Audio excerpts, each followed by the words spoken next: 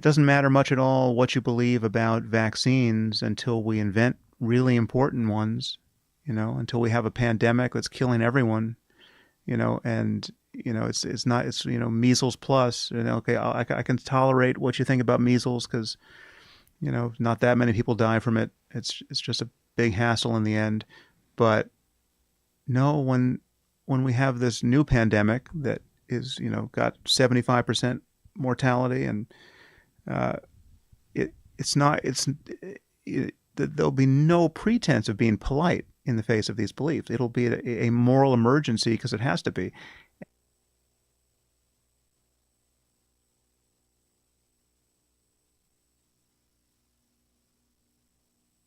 Hi, this is JC on a bike. I'm going to start a new series called JC in the Woods.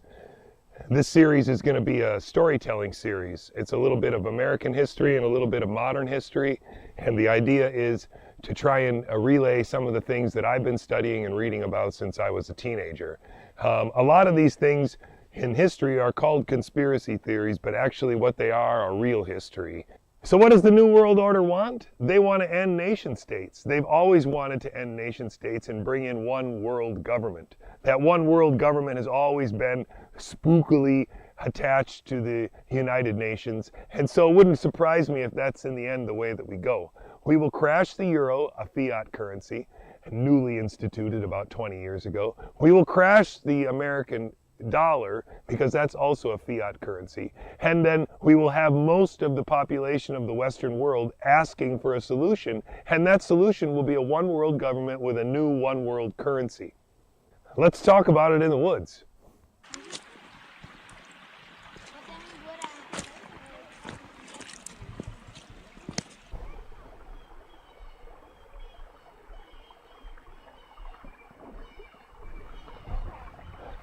So I want to tell you this story about my roommate, the conspiracy theorist. He told me a story about the New World Order. The New World Order is a cabal of loosely organized groups which use the power of fractional reserve banking to control governments around the world. Fractional reserve banking is the idea that a bank only needs to have X amount of money in its vaults in order to loan out X times 10 amount of money to people and charge interest. If you're not familiar with how fractional reserve banking works, I suggest you Google it before you watch the rest of this film, simply because the whole story that I'm about to tell you is based on the idea that governments around the world are controlled by fractional reserve banking. I want to tell you guys a story. And it's a story about a roommate of mine that I had in college in the early 90s. I graduated from high school in 1990. And so I met this guy in Chicago when I went to university there. And this guy was already a very big conspiracy theorist at 18 years old. And he got me really into trying to read about alternative interpretations of modern political events. He got me into JFK, into the Oklahoma City bombing. He introduced me to Ted Gunderson and guys like Mike Rupert, who were guys that seemed pretty credible sources that had either worked for the FBI or in Mike Rupert's case had worked for the LAPD for a long time, and had come out as sort of anti-government conspiracy people that were suggesting that law enforcement and the FBI and the government were working together to sort of control society by alternative means, mostly by using fractional reserve banking and other means of control like drugs and sex and this kind of thing, to control Congress and to control the government. Where this story begins is with things like the Bilderberg Group and the Bohemian Grove. These kinds of conspiracy theories that revolved around a pyramid of groups that a lot of times ended with the Illuminati at the top. But these groups, the Council on Foreign Relations, the Trilateral Commission, these groups exist, and they exist in some sort of organizational structure, which has for a long time been documented by a number of different people in a number of different books. And these have always been labeled as kind of crazy. But the interesting thing is, and through all of these conspiracy theories, it's a cabal of people that are controlling the left and the right. And so all the conspiracy theories that I knew when I was younger, and including the one that this roommate of mine told me about, were conspiracy theories that involved group of people controlling the left and the right. And so conspiracy theorists were outside of the dichotomy that was the functioning, United States government theater that we all are sort of bamboozled by at the moment. All of these things get me thinking about, what would my old roommate have said was going on right now if he were experiencing the coronavirus quarantine. And I think it has to come back to the NWO. What is the New World Order? What was the New World Order? And by the New World Order, we're talking about the thing that George H.W. Bush spoke about in front of the United Nations way back when. It might have been 1996 already.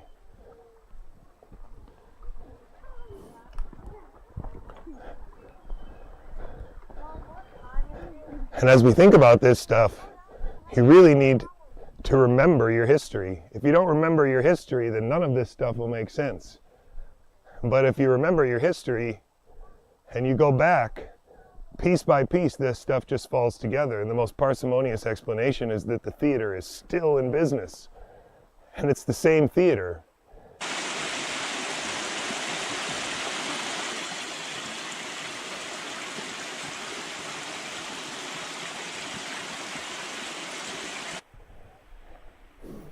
Now you can go back 20 or 40 years and find books which talk about the step-by-step process by which they were going to introduce the New World Order. And it started a long time ago with putting the dollar as a fiat currency rather than having it tied to gold. One of the parts of this story that's really interesting is that for a long time, people have claimed that one of the reasons why Kennedy was shot was because he was trying to put the dollar back on a silver standard, and they didn't want that.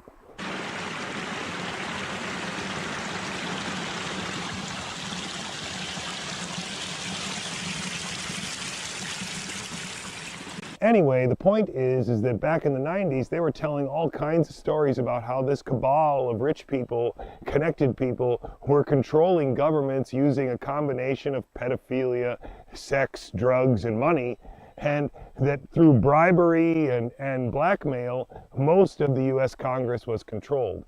This was the conspiracy theory that was going around in the 1990s. And this was tied together with the Oklahoma City bombing as being largely staged, and later on has 9/11 being largely staged. A number of people don't know some of those details about 9/11 that still strike us all as odd to this day because we don't talk about them anymore. There's no footage of the plane that hit the Pentagon. There's no evidence that a plane did hit the Pentagon because there were no seats or no engines removed from the crash, even though these are things that usually don't get destroyed when a plane hits the ground. And furthermore, there was this Building 7 problem that no one ever really talks about anymore, but Building 7 is one of the best examples of a part of a story that gets eliminated the moment that it doesn't really jive with the intended narrative. And Building 7 is probably one of the more interesting structural failures ever caught on film. So if you haven't seen it, Google it, it's really fun. If you're not really familiar with the 9/11 conspiracy theories, I'm not really going to rehash those here. But if you want to get started with it, you want to look for the plane at the Pentagon, and you want to look for what happened with Building 7. Most of the current accounts of 9/11 don't really talk about Building 7 anymore, and Building 7 is the one where really the laws of physics are broken. If you want to search it, specifically look for the size of the steel beams that were used in that building and why they were used, and what was underneath that building and why that building was so strongly built. Like it or not, the effects of 9/11 were a very big boon for all of those industries that Eisenhower warned us about all those years ago.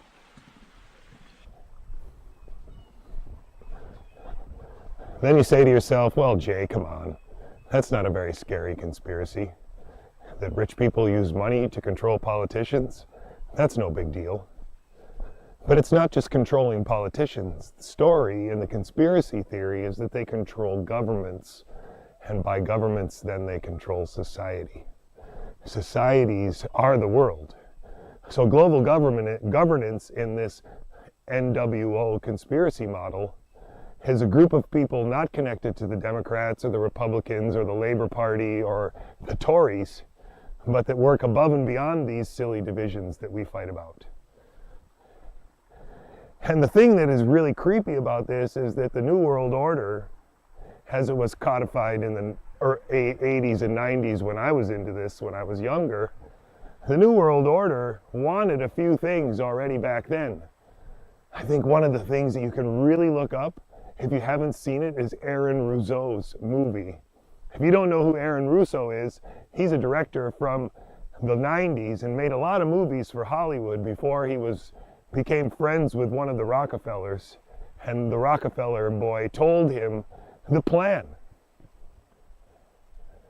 And that plan is to chip us all, to get rid of cash and to have us have a chip under our skin that is our identification chip, that also has our money on it, with the idea that if they wanted to make us drop out of society, if they wanted to turn us off, they could. This is in that movie. I can't remember what it's called. America. I'm flashing it up on the screen now because, of course, I looked it up before I posted this video. And coronavirus easily fits into this narrative. It's one of the things that was suggested already 10 years ago as a method of ushering in the last 2 bits of the New World Order. And the last 2 bits of the New World Order are the craziest ones. The last 2 bits are a cashless economy. And of course they want to get rid of end-to-end encryption. That's what the Earn It Act is. If you look up the Earn It Act right now, you will already find that Congress is working on it right now to get rid of end-to-end encryption on our phones so that they can read and monitor your messages all the time. But the other thing that the New World Order wants is a cashless economy. And they want to get rid of nation states. Whoa, whoa, whoa, whoa, wait. Now you're talking about the United Nations conspiracy. Yeah, that's the same one. The one that we've been talking about for 40 years. That the United Nations was going to be called in to take over America.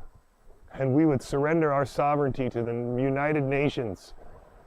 Well, imagine a scenario where a global pandemic takes down the EU and America all at once.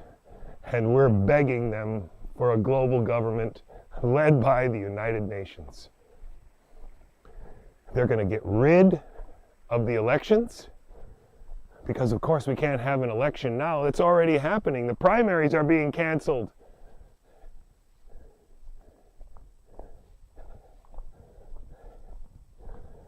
And so I think it started.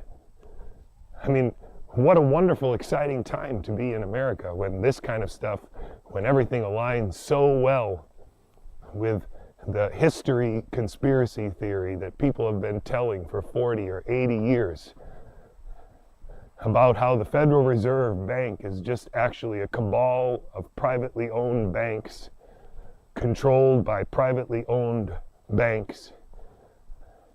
And these private owners of our banks control all the world's governments with a combination of money, drugs, and women. Now, they've let out a nice, convenient biocontagion, and they are amplifying the panic of it as much as they possibly can.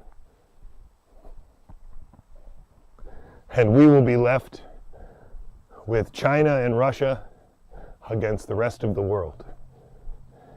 If you don't think it's happening, just watch and make sure it doesn't. I hope it doesn't happen, but I'm telling you that's what they want to happen. They want...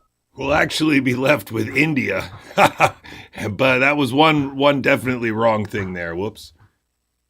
to chip you. They want to put a chip in your hand so that they can scan you whenever they want to scan you, and your medical records will be there, your behavior records will be there. They will be able to track where you go, follow your movements, and turn off your money and contact with society whenever they want to. And that's their plan. That's the big scary part of the NWO. Now, if you don't think that's happening, then you don't have to worry about the coronavirus being a hoax. It's probably just a virus, and we need to be terrified. Hi, this is JC on a bike. Called in to take over. We can. And we will be left with China and Russia against the rest of the world. If you don't think it's happening, just watch and make sure it doesn't. I hope it doesn't happen, but I'm telling you, that's what they want to happen. They want to chip you. They want to put a chip in your hand so that they can scan you whenever they want to scan you, and your medical records will be there, your behavior records will be there. They will be able to track where you go, follow your movements, and turn off your money and contact with society whenever they want to. And that's their plan. That's the big scary part of the NWO. Now, if you don't think that's happening, then you don't have to worry about the coronavirus being a hoax. It's probably just a virus, and we need to be terrified.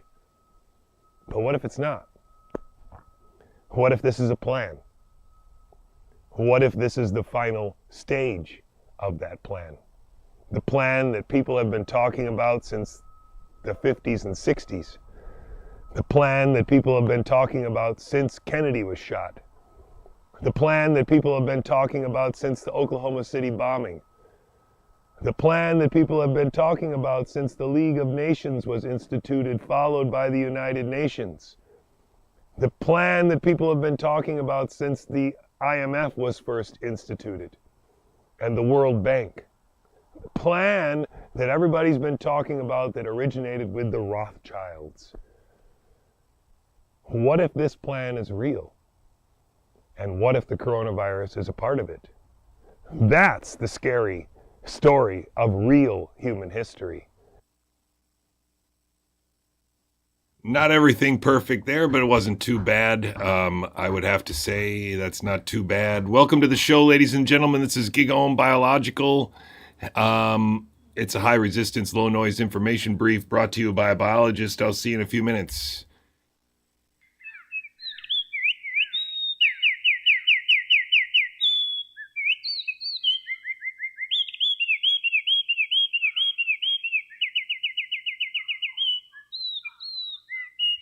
Honestly, I agree with the person in the chat who said that the cell phone is the chip in your hand, because in reality, we're all happily carrying it already, I think. I don't care how you get there. I don't care what you do to get there. The goal is to win. What time is it? Game time! Woo!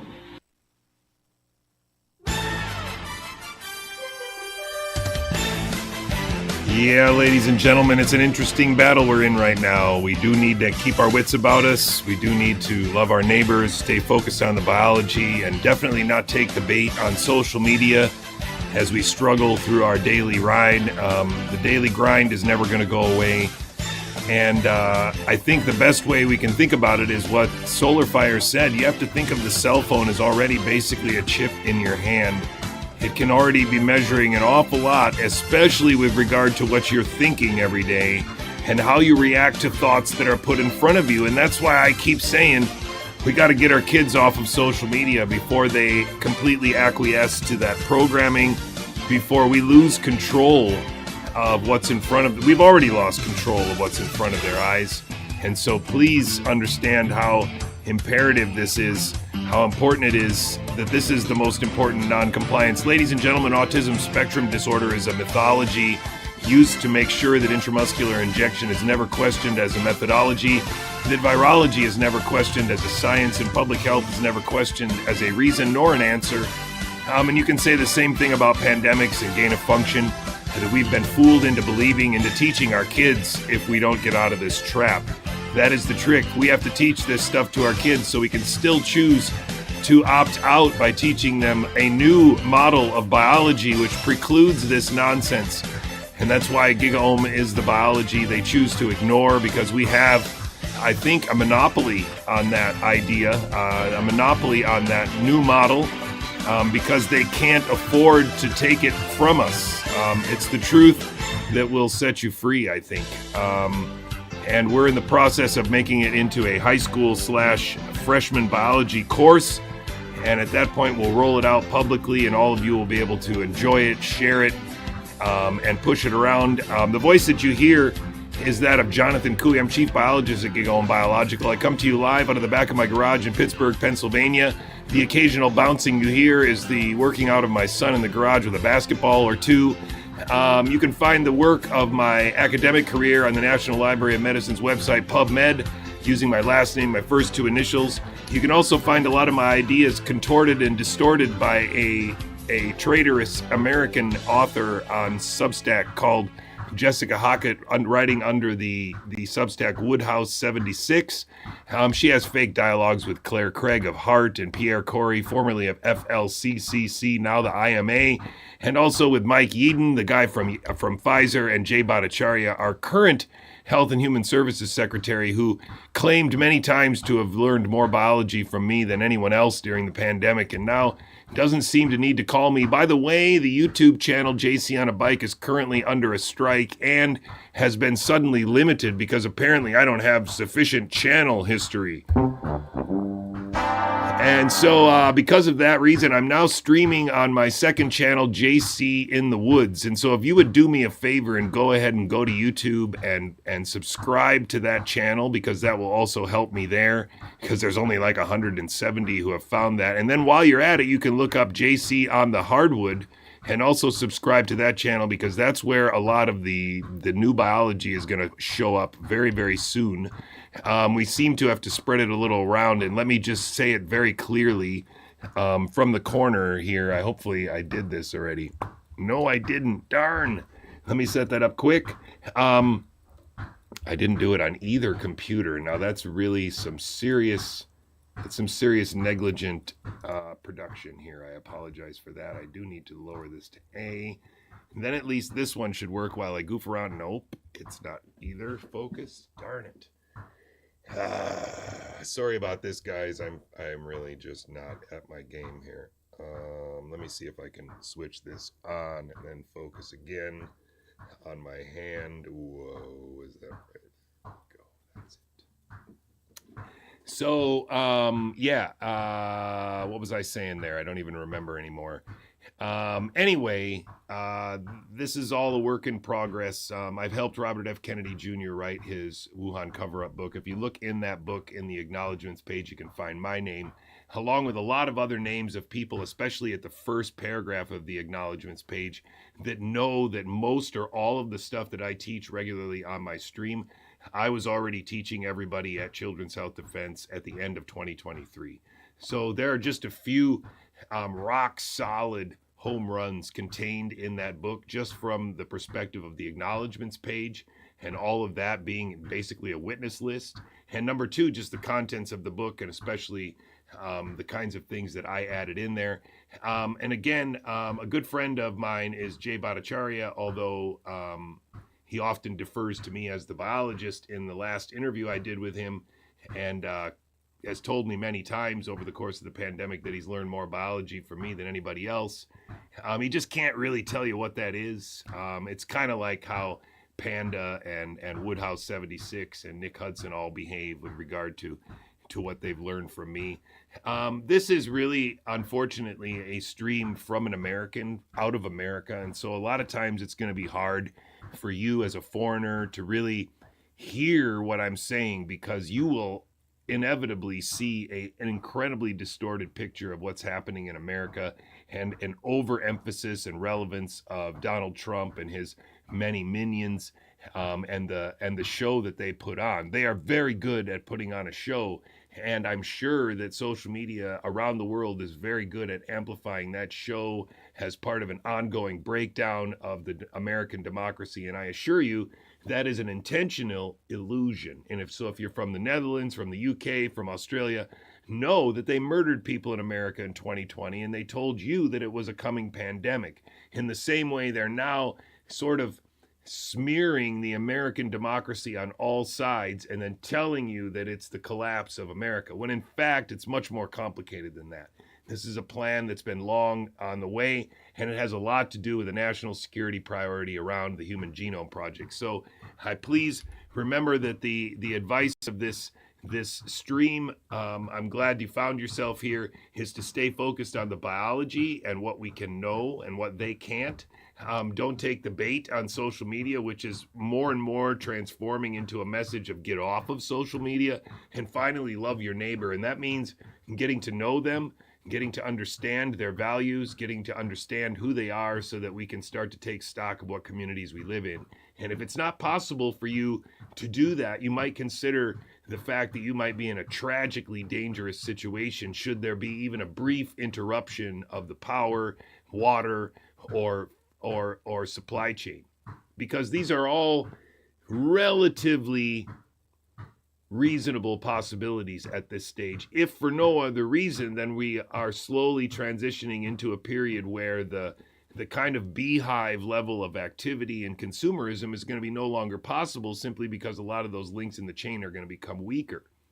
And so our economies are going to necessarily have to become smaller and more local, and our systems in terms of the United States are going to have to become more local. And the idea that we have to make iPhones in America is kind of a ridiculous concept for the simple fact that we don't even need iPhones in America. I mean, we don't need to make them, period. And I think that's kind of the once you realize that, then why do we need to worry about all the manufacturing that's in China when we don't even need most things that are made in China? We might like them. Our kids might like them. They might sell if we put them on shelves, but in no way, shape, or form do they benefit us as a society.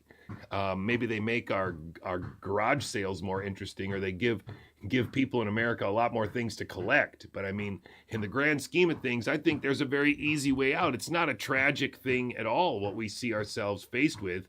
And so the way this works is that people support this stream. And I mean, there's a couple people that just hit home runs every month that I'm not even really allowed to say their names. But together with a few people, my family's able to make it. And so, you know, the reason why 1,000 subscribers isn't even necessary is because of those people. And in reality, if you think about, you know, I only really need 500 subscribers on Sendowl, giving me $10 a month for whatever PDF about biology I would start to put out soon. And that would already cover everything for my family, and we wouldn't need to complain about anything anymore, just say thank you. And in fact, right now, I'm in a position, quite frankly, because of the 120 people that are subscribed, plus these king producer donor people that give me, some of them give me $1,000 a month. Think about that. So that's the actual math, right? If you have 3 of those people giving you somewhere between 5 and 1,000 a month, 500 and 1,000 a month, and then you have 100 people giving you $10 a month, that's pretty much rent and bills. If you make it fit hard, occasionally cover a gap with a credit card. That's the magic of this stream. There's nothing else here. No wellness company, no commercial about some oil. I'm not selling gold. I don't have any solutions for your long-term monetary problems. I'm never going to tell you to buy Bitcoin. All I'm going to try and do is develop a high school biology course that can contribute to a new direction for our children, which is a pretty bold statement, but I don't think it is. I think all of these ideas have been out there and available and just crushed. And now is the time when, you know, standing on the shoulders of giants and using the tools of the slavers, I think we can invert the tables. And it is by empowering people to understand, not to tell them they're wrong, but to show them a better idea. That's exactly what Buckminster Fuller said. You can't tell people that their model is wrong. You have to offer them a better one. And that's what I really am asking for your support to do. So if you have a way or a possibility, please go to gigaohmbiological.com and find a way to do that. If you go to gigaohmbiological.com, I think that's there, yeah. You can see there's a live stream link. There's the Scooby-Doo link there is the one where I wrote this review in 2021 with that Piper Stover lady. And why isn't it playing anymore? Do I have to click that? Anyway, if you scroll down on this website, you can see a schedule that I will start to follow again. I'm trying to do 5 days a week, and then now I'm going to try and get back on that schedule with some of the things. Yeah, this is an independent Bright Web presentation. It's one of the few just grassroots, grinding it out one-man shows. I mean, there's Mark Husatonic, Mark Kulak out of Boston. There's a guy out of New York by the name of Joe Marshall, and then I don't know really anybody else. Everybody else has got a Rumble contract or a sponsor or several sponsors, or just does a podcast on iCan or Blaze TV or some other bullshit. No one else is trying to do what Mark and I and Joe are doing, and we are all just Americans. And Joe sends me bushmeat. That's about all that's the interactions I've had with Joe. But Joe did come for the in-person Gigaohm meeting, and I have absolutely no doubts about him as an American patriot. And the same way that I feel for Mark Kulak. I've met him several times in person.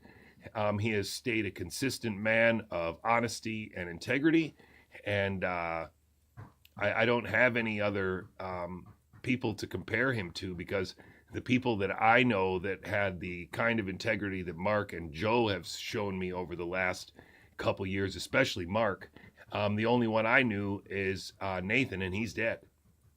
And so these are very rare individuals in a world full of performers. And that's why I think the concept of an independent Bright Web is very important. You need to understand that everyone on the internet, save a very, very, very select few, are performers. They are paid to do it. They are set up not to fail. They have probably even heard us say as this understanding dawn. And so I wanted to pick up where we left off yesterday by just showing a few more minutes of this shit show, as they admit with their shit rolling beetle here. These people, of course, I've said many times, are masquerading as some kind of intellectual hero couple, when in reality, at best, to save their family any long-term suffering, we could say that they are scripted fools. They have been asked to talk about certain things at certain times and not ask questions, and they have chosen to do that. And here we are 5 years later, with the vast majority of young adults transfected at least twice, because they effectively ruined any resistance to the narrative of a novel virus, maybe from a laboratory, possibly with odd laboratory adjustments or inserts. All of these narratives were perpetuated by these people and allowed the college kids to be fully bamboozled that something was happening, that something happened, and that they had to take measures to protect their grandparents. These people, Naomi Wolf, all of CHD, they're all responsible for it, because they all did not save people from it. They all believed in the asymptomatic transmission, the novel signal, the PCR testing, the overcycling. They all amplified the same bullshit script, and that's not by accident, in the same way that it's not by accident that every government in the world was saying build back better on camera. It's just that the build back better on camera made you think that that was the script, when in reality the entire narrative on social media was scripted by a multinational national security organization, a military organization, to try and get maximum compliance. It was another reiteration of a similar operation, but scaled up on a global scale, and it includes actors on social media, witting and unwitting actors. On that, injecting a vaccine, or a pseudo vaccine in this case, into your arm was likely to be a pseudo vaccine. This is like 4 days ago. So this is the jackass that in 2021 I described very succinctly the problem, and I'm going to do it again here. Okay? It's him in there. The problem is that there was an opportunity And there still remains an opportunity to, Kira! I got to close the door. I didn't think he was going to do double weighted balls.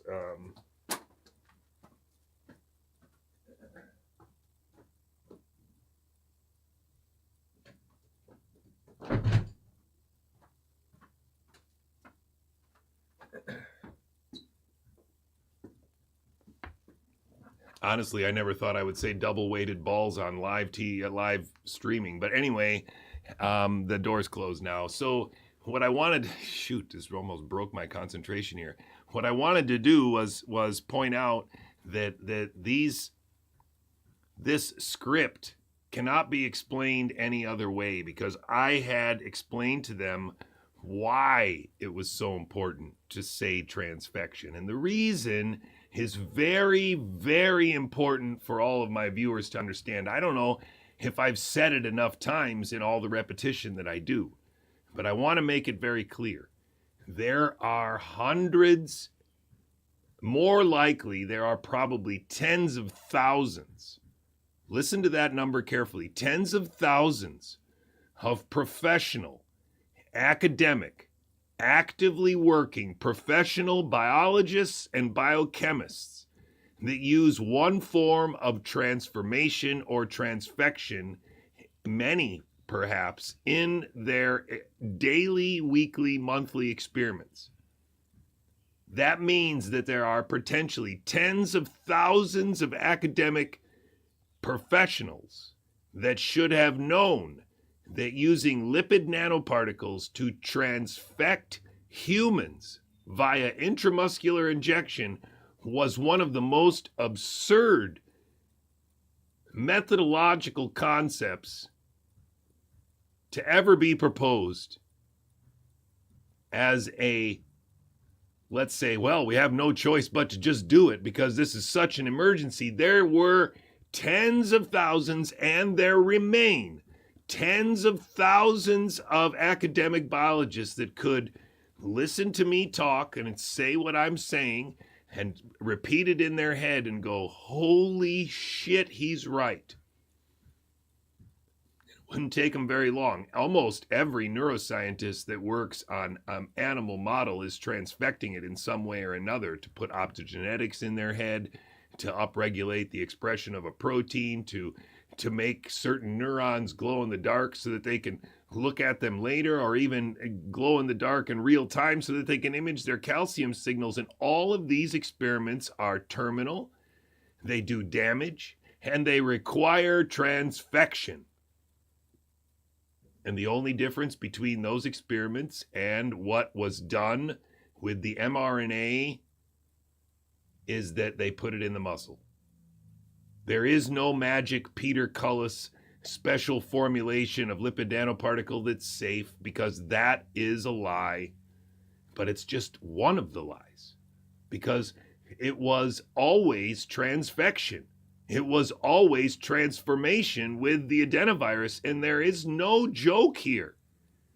These people could have helped me get this out to the entire community of academic biologists, and I still believe that the vast majority of them, if they heard it in the right way, would go, wow, I never thought about it like that.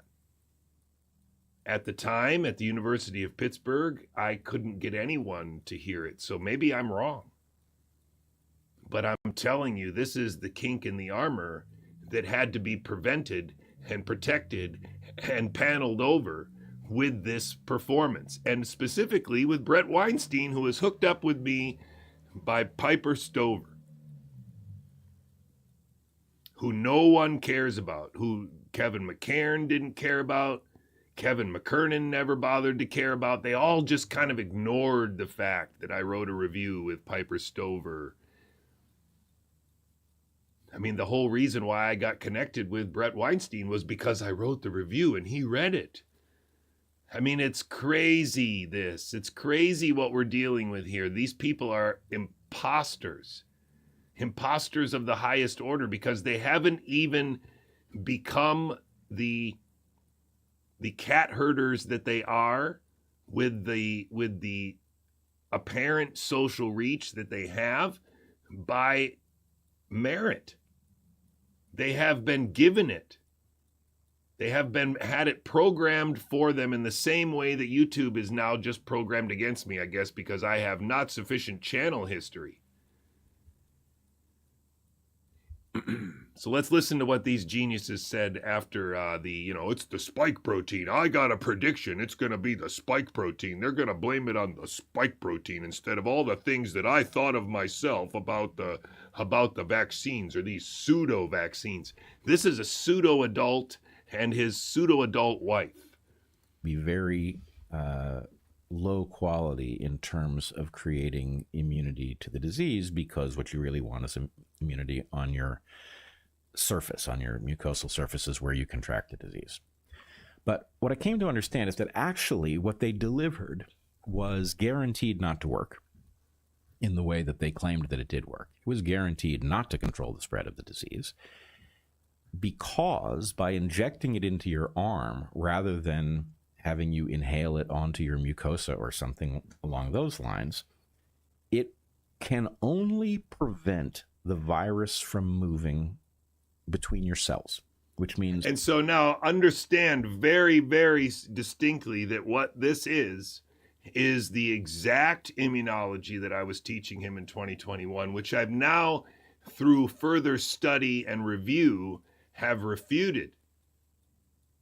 Further inspection of the whole idea of what viruses are and aren't, and how these signals are derived and how they are reproduced, led me to understand that virology is largely just transfection and transformation in animal models and cell culture, and they pretend that these are self-replicating constructs, but they don't ever really able to show that. But what I do know, and what I've learned very, very well, is that they do have the ability to make large quantities of pure DNA.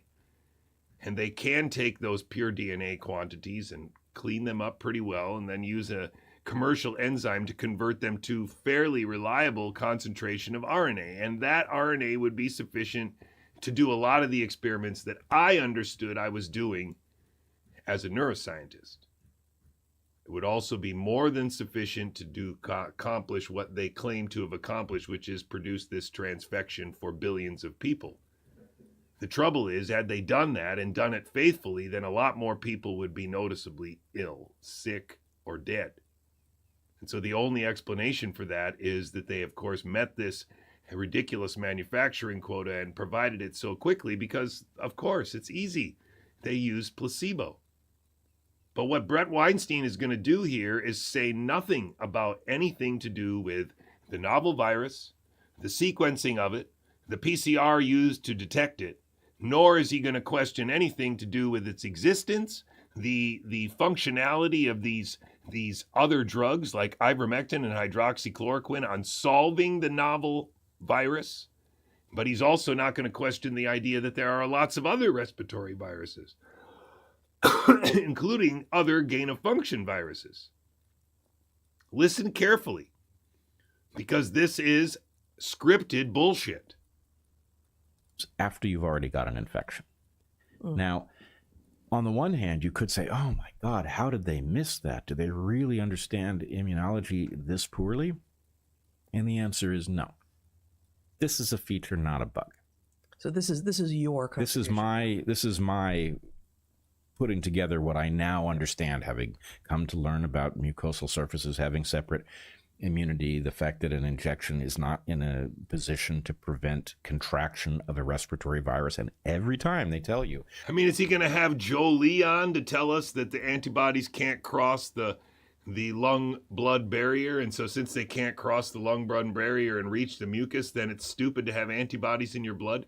Is he actually going to have Joe Lee on really soon to talk about the linkage theory and how that explains everything? Or maybe he'll have Marc Girardeau on first. Who knows? Oh, there's a respiratory virus. Get this injection. You should ask him, why would you be delivering me the antigen or whatever else in this form if my mucosa is where I'm supposed to become immune? Show me that can even work, because it can't. So the point is, He can't keep it straight in his head without looking down at his notebook all the time, because these thoughts aren't even his own. You know, he might have scribbled it down after somebody was on the phone with him, but this is such a level of bullshittery. It's remarkable. He hasn't even mastered this shit yet. If you're people who are long time listeners of Dark Horse will remember that we had multiple discussions on what I called the game of pharma. That we learned during COVID that there were certain moves that were happening, but they're moves that pharma has been developing for decades, where how often does pharma have a... So in this narrative, it's pharma. In Sasha Latopova's narrative, it's the DOD that wants to kill us. In this one, it's pharma that wants to make us as sick as possible to make as much money off of us as possible. Can you hear the kind of, you know, dumb, simple explanation that this is? Like how little progress he's actually made in understanding what's going on here. If he still doesn't understand that pharmaceutical companies really, like, they make a fraction, a tiny, it's an order of magnitude, even 2 orders of magnitude less than the most powerful companies in the world. And you're worried about pharma and that pharma is orchestrating all of this stuff. I mean, this is a full-blown, wow. I mean, what a joke. A patent on some molecule that has some plausible benefit. Okay? Oh, great. You've got a drug. Cool. What now? Well, let's look at the competing drugs. We're going to have to make it seem like those competing drugs are less effective than our drugs. We have to make our drug look more effective than it is. Those drugs look less effective than they are. He's actually telling a story about drugs here, but what he's really saying is how a vaccine could come to market. Drugs don't have to show they're better than other drugs. They just have to get approved for safety. And they say that they do what they do. They don't have to be better than something else. I mean, that is absolutely preposterous. The only thing that is held to that standard is a vaccine. And then, of course, it's held to that standard from the perspective of antibodies or some measurable immune, what do they call it? Immune, surrogate immunity, you know, some surrogate marker of immunity. It's really, this is really an interesting and remarkable script that he's on. And I think he's actually not sophisticated enough to understand that this is just wrong. It's just dumb. We need to see, he's reading. Look at him. Make our drug look safer than it is. We need to make those drugs look more dangerous than they are. So there's just sort of set of moves that you have to be able to accomplish, and pharma has mechanisms for doing each of these. So, for example, how do you make your drug look safe? Well, here's one way. You don't do the test yourself. Huh? That seems like that would remove control. Well, no, what it does is it removes your fingerprints. Mm-hmm. You've got a group of companies that will run your safety test for you. So here they're going to tell us now that the Pfizer's safety trials went weak because it was farmed out to a different firm, and so that's not fair, or that's how it happened? Is that really where he's going to go with this? It's not that dissimilar to what Brian Hooker was saying in 2020 about, you know, they're not doing enough trials. They're not doing enough people. It's under-tested. Isn't that what they're saying right now? That the mRNAs just weren't tested well enough? We just don't know enough? We just need more data? Holy cow. I got to just roll this back just a little bit because I think I had something in my head and I lost it for a second. I want to find it. Right? Contractors. Here's one way. You don't do the test yourself. Oh, yeah. Huh? That seems like that would remove control. So it's interesting that Sasha Latopova, what I would probably characterize as an abusive mom for her allowing the use of her daughter while she was underage to make her into some kind of internet phenomenon, or allow her to become one that would eventually be promoted on Alex Jones in 2019.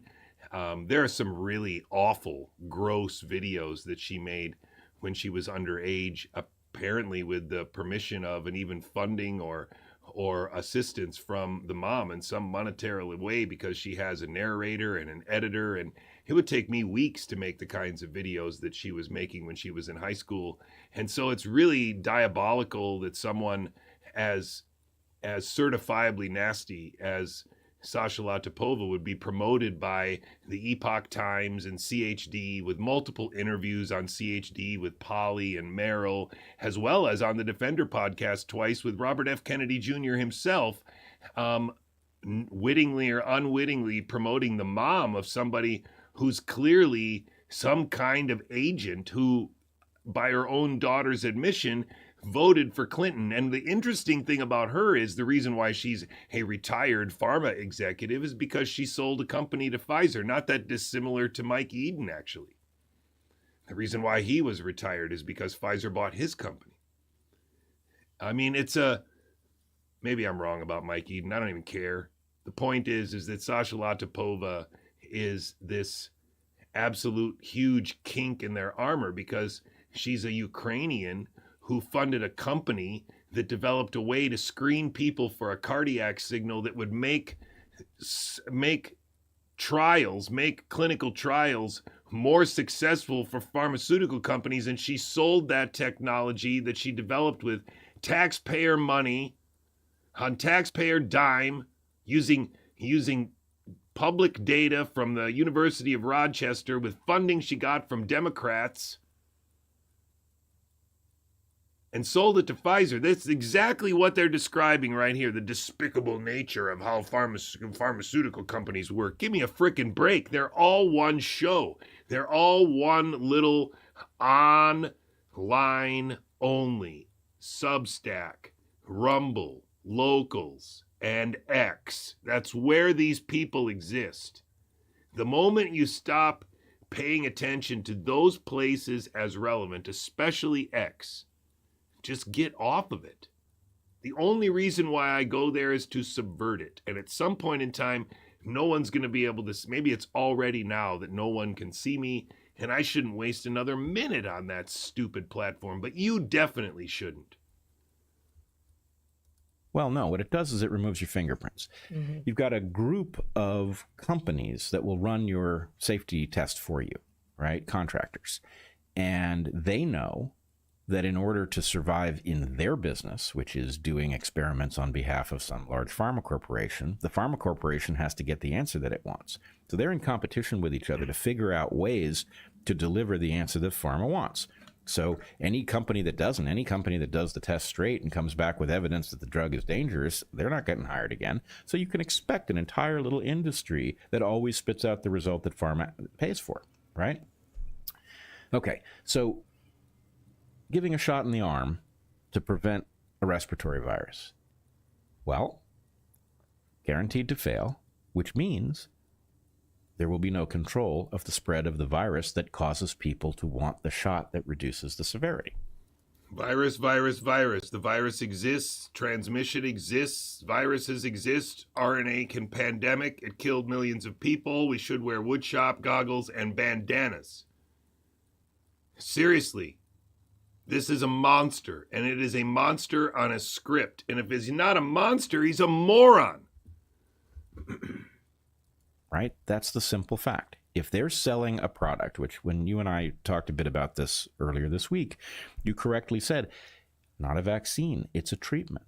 It's a treatment that you take in advance. It's not a vaccine, it's a transfection, Heather. You agreed with me in 2022, a year after I taught you this on Signal. You treacherous coward. Prophylactic treatment, but it's a treatment, right? What you're doing is you're just reducing, your symptoms of the disease. You're not reducing the fact that he is saying that it works. He is actually saying that it works. Please see this. You had an infection or that you will pass it on to somebody else, which is exactly what pharma would want. Mm-hmm. So anyway, I thought that was, it's like... But symptom reduction doesn't tend to be behind a prescription wall. Well, and... Like we tend to have that just available on the shelves, and there's a lot of competition. And if only your doctor can tell you, okay, you can get this now, and of course they were widely and forcibly available, these COVID shots, but many people are much more likely to say, yes, that's for me. if it comes with the imprimatur of a doctor, as opposed to, well, I was at Rite Aid and I chose this thing among 7 possible treatments because I just feel awful and I wanted to feel better. Right. It also isn't going to be, it's very hard to make the argument for a mandate, right? You have to reach For treatment, yes. Right, for treatment. What's more, what other battle did we end up fighting? Well, we fought a battle over ivermectin and hydroxychloroquine, which were both very effective at reducing the severity of disease. Now, ivermectin at least, and probably hydroxychloroquine as well, have utility in preventing infection also. But imagine that you actually allowed the marketplace to work. And you had some people who had a newfangled shot based on an unproven technology that could only ever reduce symptoms. And then you had some tried and true drugs that had a great safety profile. Can you imagine that this is really May 30? We are at the end of May, almost the beginning of June 2025. 5 years after Robert Malone and Steve Kirsch would come on his podcast and almost say the same bullshit. If he doesn't say we have to mandate ivermectin here, that would be the only thing he would leave out, right? But he's probably going to say that too. That, that actually resulted in people who got sick not getting very sick, or other people avoiding the disease altogether. If you were going to mandate something, you'd mandate ivermectin. So, anyway. I told you, holy shit. I guess I'm just coming to realize the elaborate nature of the racket. And I also was prone to, or I was led to revisit a conversation that you and I have talked about before between a former member of parliament, this is back when he was a member of parliament, Rob Roos, who had a famous interaction with a Pfizer exec. Can you play that one for us, Jen? Was the Pfizer COVID vaccine tested on stopping the transmission of the virus before it entered the market? If not, please say it clearly. If yes, are you willing to share the data with this committee? And I really want a straight answer, yes or no, and I'm looking forward to it. Thank you. That's a Dutch guy. Thank you very much. Maybe Belgium. Regarding the question around, did we know about stopping immunization before it entered the market? She said stopping immunization before it entered the market. So I don't really know what this is weird. No, we had to really move at the speed of science to really understand what is taking place in the market.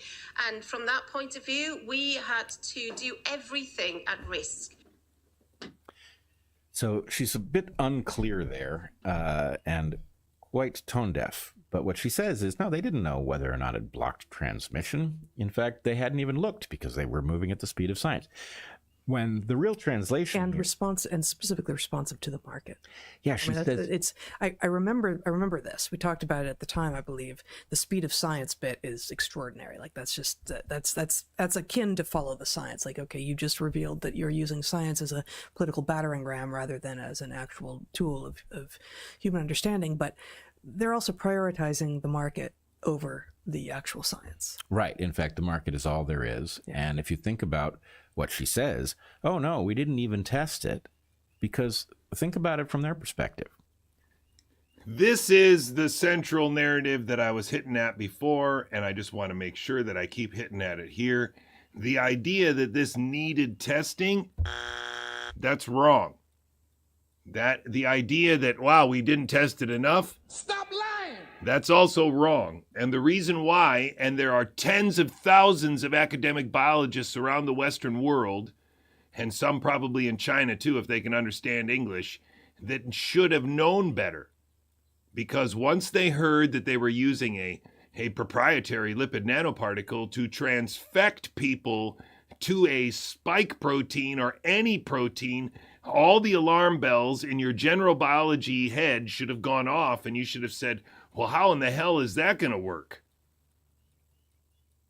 And there are a million questions that you should have had based on your experiences with the limitations of it on your own experimental bench.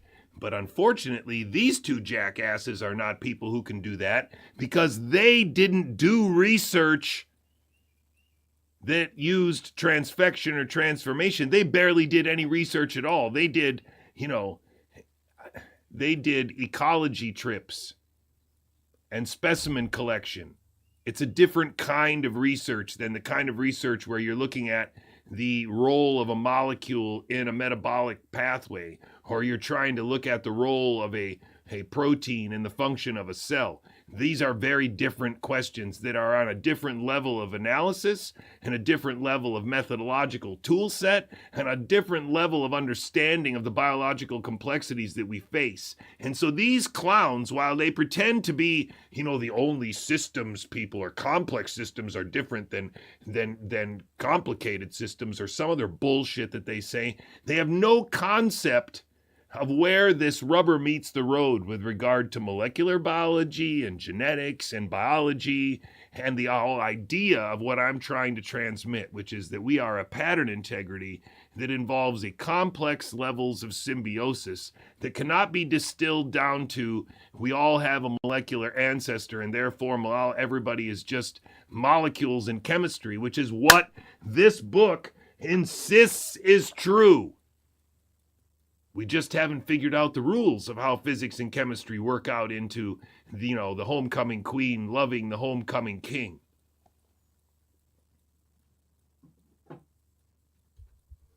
I may spend a significant amount of the remaining of my life trying to bring to the attention of the rest of the world the extent to which this guy is a charlatan and deserves a punch in the mouth. It deserves rotten fruit thrown at him anytime he goes in public. He should be the victim of jeers and boos when he goes in public. That's the kind of fake fraud. This is the worst kind of intellectual pseudo-adult. And one of the worst examples on the internet. He should be ashamed of himself. His whole family should be ashamed of what he is and basically what he's made of his marriage. This is a farce. Well, it's not going to work. So what's the test going to be? If they do a test that investigates whether or not it blocks transmission, what they're going to find out is that it doesn't. And if that's what they find out, that erodes their argument for governmental mandates. So they would much rather not. So it's governmental mandates. It's testing whether or not it's transmission or not. We are talking about the exact same bullshit that these people convinced us to talk about in 2020. And once you see it, you should be very angry. Once you see it, you should be very apologetic to your kids, because if you ever believed in this guy or that woman or Children's Health Defense list of heroes, and now it's this visible and you're not going to do something pretty amazing. You're not going to turn around your social media accounts. You're not going to start calling these people out or sending them emails or start to, really show people that you know what's going on. Because that's the way you do it. It's not as simple as Trump good or Trump bad. It's not as simple as RFK good or RFK bad. It's about understanding that much of modern American history is bent around a mythology that hides the fact that they are trying and preparing to invert our children from sovereign individuals into experimental animals. Know the answer to that question, when privately, I'm betting they did know the answer to that question because they designed a shot that couldn't possibly work. Why did they do that? Yeah. They designed a shot that couldn't possibly work because it's great for business. So it's all about the Benjamins, he says. It's all about the Benjamins. What a joke.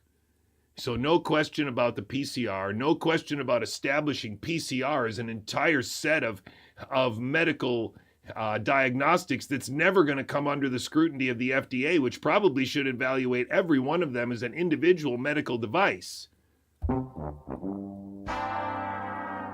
That sound refers to the fact that means that everybody in the United States is basically losing the FDA's supervision over an entire body of medical diagnostics, all of which provide income and more importantly, provide an endless remnant stream that is primarily composed of DNA of the person that got tested. It's exactly what the Human Genome Project would need once the sequencing technology had become sufficiently cheap and high enough resolution. And number two, once they had the data infrastructure to store that data in a common data set, common data format, then they could proceed with telling everybody that you need to test, and proceed with this using an emergency to establish a gold standard that has never been established. The gold standard of identifying a virus remains PCR tests, which are all proprietary bullshit. And these people are not going to say anything about it because his dad is part of the original conception and removing of the teeth of whatever the FDA would have been had Estes Kefauver had his way. His brother is an IP, advisor to Peter Thiel. They are in cooperation with IP experts Robert Malone, Kevin McKernan, and Goldman Sachs operatives Steve Bannon and Aaron Siri. It's all one malevolent show designed to take down the FDA or to neuter it in a way where effectively the diagnostic standard of PCR would be established without anybody realizing it. Now we're even tracking measles with PCR, and nobody gives a shit, especially the FDA run by Marty Makary. Especially the FDA run by with Vinay Prasad. And, many of us have intuited this on other topics. Do these people really want to cure diseases? Well, that reduces the market for their products. So it seems fairly clear that evolution itself is going to shape an industry. Here he is again trying to portray it as an evolutionary process, which means it's basically out of our control. How can we stop it? How could we ever stop it if it's just a natural phenomenon? It looks like evolution is just going to work. It's almost like the market is just a natural phenomenon, right? An evolutionary thing that you can't control. That fails to cure diseases and comes up with a, proliferating arsenal of treatments that plausibly work at arbitrary risk to your health, right? In fact, especially since we have a relatively small number of these pharma giants, if they cause health problems, then chances are that the drug your doctor gives you for the side effect is going to be from one of them too. So, it's a racket from one end to the other. This is the most. It would be funny to contrast this discussion right here with the discussion that Joe Rogan and Alex Berenson had about pharma, because Joe Rogan and Alex Berenson agreed that pharma has done so much good stuff. They've cured so many diseases. They make so many good drugs. I mean, they have done so much good for us. It's a remarkable little clip. Organized of organized crimes. And anyway, it's painful to be trying to understand the way this works as a biologist or presumably as a doctor, right? Because you so hard realize you have to translate what they're saying. Oh, it's so hard. Give us a needle-borne inoculant. A needle-borne inoculant?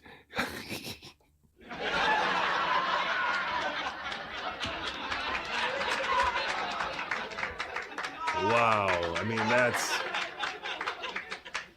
For a respiratory disease. It's not like inhaled vaccines don't exist. They do, right? And it's not as if there aren't things for which you would vaccinate with a needle, rabies.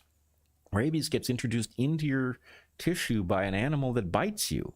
So you don't want the immunity on your mucosal surface. Right. You want the immunity in your tissues. So there's all kinds of arguments for different modes, but why would they have chosen the wrong mode? That's the thing. They chose the wrong mode because well, the purpose of a system is what it does. And the purpose of pharma is to sell pharmaceuticals. And pharmaceuticals get sold when you have a plausible argument for governmental mandates and recommendations, not when you're actually effective. In fact, if you were actually effective at doing what vaccines are supposed to do, then you'd put yourself out of that part of the market. You would close your own market. And, of course, they weren't going to do that because they're not on our team. No, they weren't. They're not on our team, he says. What an interesting choice of words for this jackass. Well, you prompted me to think a number of things there. One is we deserve, at the very least, a taxonomy of what would be the right mode of delivery for an actually safe and effective vaccine for all of the lists of diseases for which we are hoping to have a safe and effective vaccine. And I think anything gonna write that down. vectored by a biting insect, probably an injection in the arm is the right thing. So we don't have, as far as I know, a dengue vaccine or a malaria vaccine, but yellow fever. Yep. That, a shot in the arm. A shot in the arm is still, my friend Heather Hang, so aspecific and so dumb. It shows how little understanding she still has. Because there are subcutaneous injections. You could even imagine a cutaneous injection. And yes, you can imagine an intramuscular injection. And all of those, curiously enough, qualify as a shot in the arm, you dumbass. I mean, this is so remarkable to think that their rhetoric, that their specific use of terms, their ability to explain things clearly, their vocabulary choice has not gotten better, hasn't gotten more consistent, hasn't gotten closer to accurate. Instead, it's gotten worse and worse and dumber and dumber. I mean, they are running out of script. Something is going wrong here because this is awful. I mean, if they were to play this back and listen to themselves, they can't think, let's high five. That was a great episode. I mean, if it were safe and effective, put that aside for the moment, would be the right mechanism of delivery. But anything respiratory, flu, any coronaviruses, COVID-19, is not. Yep. It simply is not. 100%. And then the other thing, and this is, I did not plan to talk about this today, and I'm not going to read any of it, but speaking of ivermectin came up for me in a totally different context this week, and I was... I'm not even going to let that go. But speaking of ivermectin, holy cow, what a bunch of dorks. Ladies and gentlemen, I think there's a better explanation for why governments behave the way they do and why leaders say the things that they say into the camera. And that is because we are at a pivotal moment in the history of humankind, of people on Earth. And it is most aptly understood if you can start to think in terms of population pyramids and the consequences of a healthy versus unhealthy population pyramid. We may even need to do a whole program about that. But first, find on my website under the link Stuff, which is at the top of the page and also at the bottom of every page, where you can download this PDF from McKinsey Global Institute about the population pyramids around the world and why they present such a problem. Why would they need to murder all these old people in Scotland? Why would they do that? Why would they need to murder old people in America? Why would they do that? And the reason is very, very clear if you see the population data from the 90s and then as the time moves forward, because what you will see is an anticipated rise in all-cause mortality that was clearly visible in the population pyramid on both sides after World War II, because this is when they had big families. And then they spent decades discouraging us from having children. They spent decades telling us that there was a problem about, we're going to run out of resources and we're going to eat the planet and we're going to burn it up. And so they spent decades messaging against that. Now, what you see here, of course, is although there is a population here, It's not as bad as it could be. It could be like this, but it's going to get there as we move up this pyramid, or sorry, as we get it playing again. You're going to see that this bar doesn't move out too much. It stays right about there. And so our population, oh, now it's going down. See it? See, it's going down. Oh, that's not good. That's not good. That right there is already, we are already in 2000, I think 15, below replacement population growth. And so knowing that, it makes more sense than why they would be bringing immigrants in, because the economy is going to require that they have a replacement population. Otherwise, the beehive won't have bees in all parts of it. That's all you need. That's the only analogy you need to have in it. And think, if you have this giant beehive that's the size of your backyard, and then you take half the bees out of it, well, what's going to happen? There's not going to be honey in all the cells anymore. There's not going to be little pupae in all the cells anymore. And half of the beehive will go to waste. And that's not that dissimilar to what will happen in China to all those giant cities that they built for nothing. All those buildings that they have right now that might be full aren't going to be full forever because they don't have the kids to replace those. And a very similar phenomenon is happening in Russia, that's happening in Canada, that's happening all around in Europe. And so immigration is part of the solution to that problem on their paperwork, but it's actually a terrible alternative, because what that does, of course, is ruins the fabric of society from a cultural perspective. But they knew that too. That was all part of this global plan that I was talking about in the woods as well. What is very difficult is to attribute a name to the people that are doing this, because, of course, the whole idea is to hide behind all of these front groups so that you think, oh, it's the Zionists, or oh, it's the I don't know, the globalists, or whatever they call them, the Satanists, or the Luciferian people, or the Illuminati, or they have all these different faces that they put on this, but it just has to be a bunch of ruthless rich people who understand how to think in that time frame, understand how to think in terms of, well, who's going to be here in 100 years, and have privy to that data so that they can sit people down at a table and say, look, we need to cooperate with India and make an alliance with India, because they're going to be the dominant global population, maybe the global consumer population. We're going to be want to ship stuff to them in 20 or 40 years. We're going to be asking for them to come to our country to work. And so we want to have a good relationship with them. And we don't need China anymore, because, you know, in 50 years, China is not going to be able to do all the manufacturing that they're doing now. And their system is going to fall apart. So, you know, this whole idea that nobody sees this coming, nobody thought about this, this is the lie that social media is perpetuating, because there was a huge biological signal coming, and all they had to do was lie to us about it. And the way that they lied to us about it was put performers on social media, and not just one, not just many, but groups of them with a coordinated script, and sometimes multiple groups coordinated together. Sometimes, you know, accounts from other countries appear on the internet to resemble some kind of illusion of consensus which spans countries' borders, but that's just an illusion that's created on social media because you think social media is some kind of global representation of reality, when it's not. It's a military program designed to control the thoughts that you think as long as you're on the platform. And that is how they were able to take this list of ways that they murdered people and obfuscated the population pyramid biology and created the illusion of a pandemic, which all of these people believe in still, including woodshop goggles bandana man Brett Weinstein. That is a presentation from this week.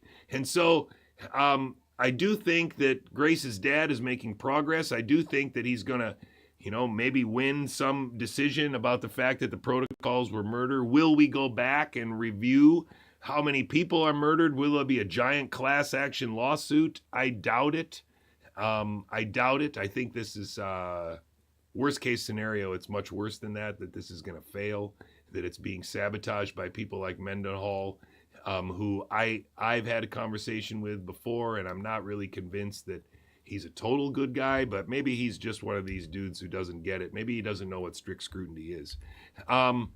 Anyway, I think if you're going to watch anybody else on the internet, you should try to watch Mark Husatonic of Mark Kulak of Husatonic ITS, Husatonic Live.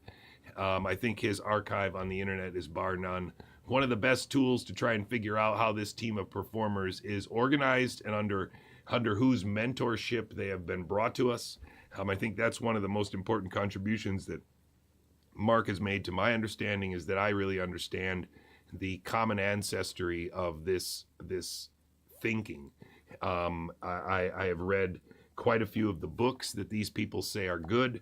I have read quite a few of the philosophers that these people follow, like Teilhard de Chardin, and I really do think that there is starting to become a good crystal picture of the distortion that's possible just based on this teaching kids that DNA and evolution are real things with real consequences. Like evolution plus DNA means that's all you are. So you got to get off social media. You got to get your kids off of social media. I know that this is going to be a long process, but I am already running a soapbox. You could run a soapbox. I'm already running a peer tube. You could run a peer tube. And I think more importantly, we need other people to take that lead so that I can link my peer tube to their peer tube. We can link our soapbox to theirs, etc. And it doesn't necessarily need to be soapbox. Just remember, this is all they had. This is one of the most damning pieces of evidence out there right now, the existence of this man. Because this man engaged in years and years of meddling with my family by producing content on Rumble, sometimes 3 or 4 hours long, often in cooperation with another American trader named Charles Rixey. And these guys are part of the same show that Steve Kirsch and Robert Malone and Kevin McKernan and Dr. Jordan Vaughn are all one malevolent show. Dr. Jordan Vaughn, I think, was just on Dr. Drew. Like, it's all one big joke at this stage. And the only thing they have now is your continued use of social media platforms, where the only people you will see are the ones they want you to see. But these are damning pieces of evidence if you see a timeline like this and can't draw conclusions about how they controlled the narrative, because ending this would have been as simple as telling people that it wasn't appropriate for healthy humans, and we knew that, and that tens of thousands of academic biologists could have known that, but because of social media, apparently are unable to learn what I've learned by myself, that Brian Hooker knew already in 2013. He was vaccine damaged. He was neurologically damaged. A condition that we will not call autism. I don't like the word autism. He was vaccine damaged. He was neurologically damaged. A condition that we will not call. But you can tell if someone's lying. You can sort of feel it in people. And I have lied. I'm sure I'll lie again. I don't want to lie. I don't think I'm a liar. I try not to be a liar. I don't want to be a liar. I think it's like really important not to be a liar.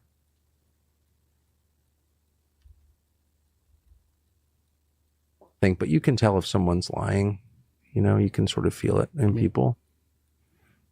And I have lied. I'm sure I'll lie again. I don't want to lie. I don't think I'm a liar. I try not to be a liar. I don't want to be a liar. I think it's like really important not to be a liar. I am not lying when I say that I think that this Robert F. Kennedy Jr. at HHS Secretary was the culmination of a long-standing plan and script that was put together by Tony Lyons and Steve Bannon a while ago, orchestrated biologically by Robert Malone and Kevin McKernan and Merrill Nass, and orchestrated legally by people like Brett Weinstein's father and Mary Holland and the other lawyers that are doing nothing at Children's Health Defense and ICANN, like fellow Goldman Sachs man Aaron Siri. And so Brett Weinstein's position as clown in service to this just has to do with his family ties to Robert F. Kennedy Jr. and their father's work to define the FDA, despite Estes Kefauver's desires. This is for all the marbles. That's why there's a fake anti-vax movement. And I actually think that we might have Mary Tally Bowden's attention on X right now. So I'm going to repost the interview that I did with her on the Batcave, and then I might do a study hall of it tomorrow, depending on what it is. I honestly don't remember what we talked about because it was so long ago. It was in the same, I think it was in the same year, just after I talked to Kevin McKernan. And so she's on Twitter right now, pretending that she doesn't know who I am, or complaining that I'm anonymous on Twitter, which is kind of funny. So anyway, we've got her attention. We're going to try and send her a couple links. So I'm going to upload that in a little while, after I get off the stream here. And remember and me that and Mary are out there saying, me and Mary are out there saying, this guy's a clown. He's definitely part of the performance. That's why he's out there at Bitcoin conferences and stuff like that. There's no doubt in my mind that he's been given a script and he's following it. That's why he's promoting all the same people that I have been lambasting as traitors. This scripted bullshit that he put on this stream included Robert Malone and Robert F. Kennedy Jr. And this clown, one of the guys that, I mean, this guy has so many layers of clown, it's not even funny. And he was just recruited by Robert Malone in the UK. And then this dude, Kevin McKernan, you know, the former research and development director of the Human Genome Project. They're all part of the same show, I assure you. And the scripted bullshit for what? Well, it's for the Human Genome Project. It's to preserve the bad biology 101 that we're supposed to teach to our kids, that you are nothing but the consequence of your genes, and that evolution is real. And yes, it's been a long, strange trip. I've tried very, very hard to make friends and colleagues with these people to try and understand what they're thinking and help them progress in their own thinking, and they haven't been able to do it. And that's why I find myself all alone here, trying to offer you a new bottle of Biology 101, and asking for your support, while my former best friend, I guess, good buddy, super nice guy, is the head of the NIH, which is kind of scary. The best place to find my guest today would have been in the office he had occupied for more than 2 decades in an out-of-the-way corner of the Stanford campus. And when he came to the door, he would have been wearing his favorite item of clothing, a Stanford hoodie. Today, that man is the director of the National Institutes of Health. Dr. Jay Bhattacharya on Uncommon Knowledge now.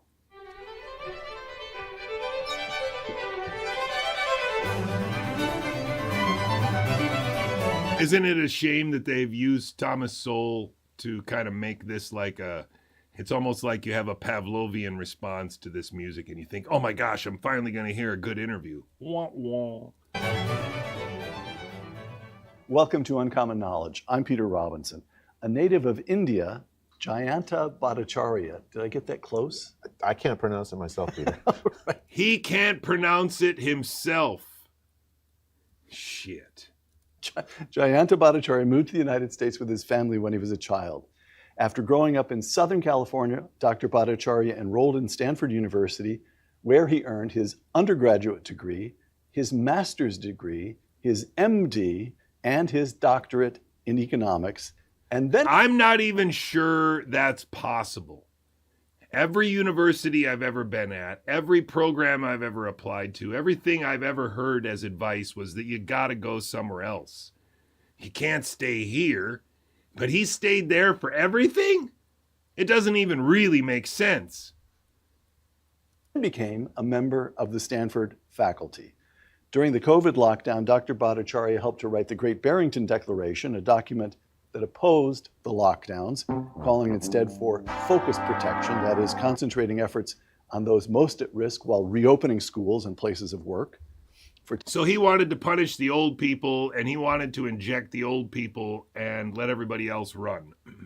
Taking this position, Dr. Bhattacharya found himself censored on social media and under attack from public health officials. The then director of the National Institutes of Health, Dr. Francis Collins, referred to Dr. Bhattacharya as, direct quotation, a fringe epidemiologist, close quote. Could have just redacted that under national security, you know, just don't want them to know what I said. They could have redacted that, but they didn't. That's the thing you need to see. There is nothing stopping anyone from redacting anything from a FOIA because nobody's checking afterward.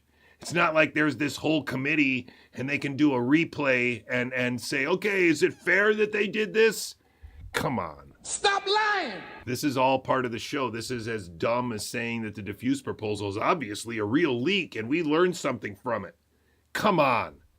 This is the kind of stupid shit that they have laid down for 5 years that everybody has bought into as part of the Scooby-Doo. Then came the election of Donald Trump, and the new director of the National Institutes of Health is the fringe epidemiologist, Dr. Jay Bhattacharya. Jay, welcome back to Uncommon Knowledge. Thank you for having me, Peter. In the interest of full disclosure, I suppose we may as well admit that we've been friends for a quarter of a century. A little longer than that. Oh, stop there. We're both old, Peter. Stop there. And for that matter, that you and I was with you when you picked out that you very, helped me pick the suit. that very suit. Right.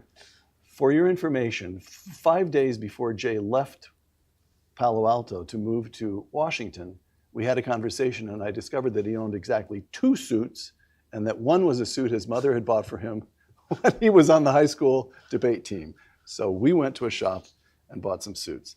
Okay, so Jay, this leads to my very first overarching question. You arrived at Stanford University in 1985 at the age of 17. Aside from a couple of very brief stints, you were at Rand for a while, but aside from a couple of brief stints. At Rand? Holy shit. You spent your entire life at Stanford University. I once asked you what was the biggest outfit you had ever overseen, and you thought for a moment and said, I had 6 researchers working on a project once. Here you sit, in a suit, director of the National Institutes of Health, an agency with over 20,000 employees and a budget of $48 billion. Jay, I say this as a friend. What do you think you're doing? Peter, the key thing I've learned since I've taken office is you have to get help. You have to get people who know how to do the things that I don't know how to I wonder if Robert Malone's helping him with anything. do. And that's been probably the best surprise for me is the number of amazing, excellent people that I've found to help me accomplish the impossible. So step one in running an organization that large is to find good people and learn how to delegate. Yeah.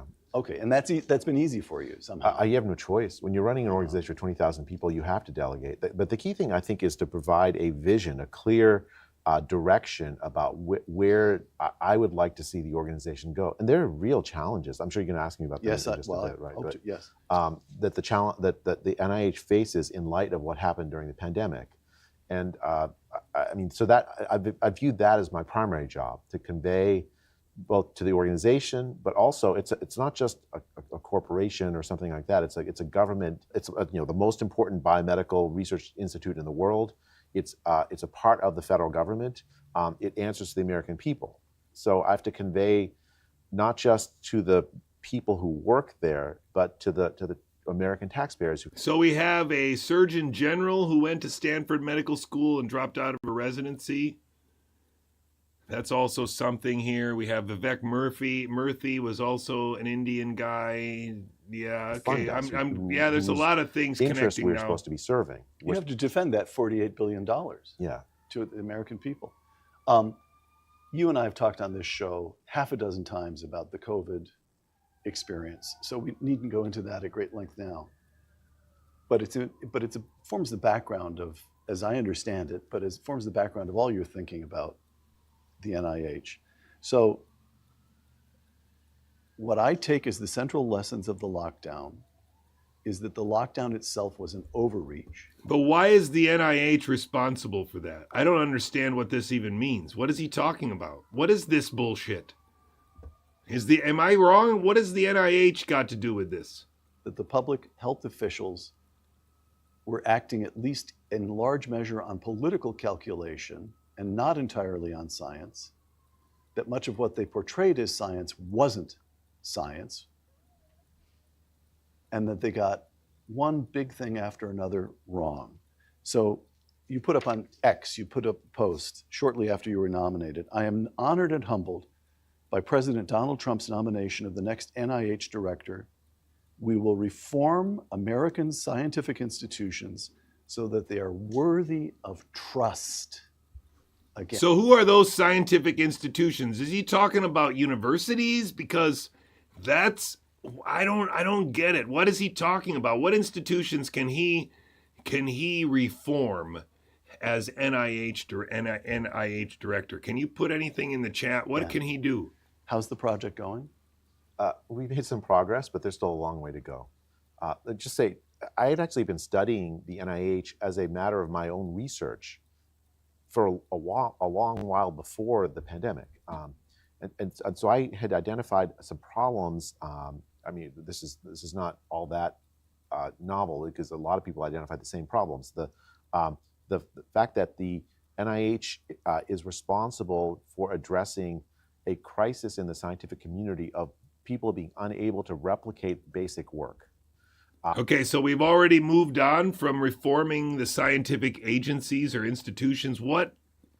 These are magic words. These are enchantments that mean nothing, but they're big words that for the average American in their daily grind, it's just like, okay, whatever. Okay, that's fine. He's a dude. I'd worked on measuring the sort of inherent risk aversion of the NIH research portfolio, which often avoided investments in things that would potentially have enormous benefits, but risk becoming failed projects. The goal is to like have every single project succeed, but if you have that, then the whole portfolio as a whole is a failure because you haven't made the big advances. This is all stuff I'd worked on before the pandemic. So can I? So he's talking kind of like the EU. You got to take more risks. You got to fund more projects that fail. Oh boy, here we go. This is even worse. I want to come to all of that. Could I also? This is the layman here. This is the layman sitting back in California watching NIH and watching you. But before we depart from the COVID experience altogether, one of the things that always struck me, I don't think I ever asked you about this actually, but you conducted a study. You got some donor to give you $5,000, the princely sum, as I recall, of $5,000. Wasn't that what it was? It was actually, you're talking about the seroprevalence. Yes. So you conducted a study in March of 2020 asking, wait a minute, let's see if we can find out just how infectious this thing is. Oh, so Jay Bhattacharya is the final author on that. Let's find out how infectious it is. Let's measure seroprevalence. Let's tell everybody and agree with everybody that seroprevalence is a evidence of infection, evidence of spread, evidence of a novel virus. Look at this carefully and see it for the treachery that it is. He is on a script. He's going with the script. They're reading the script.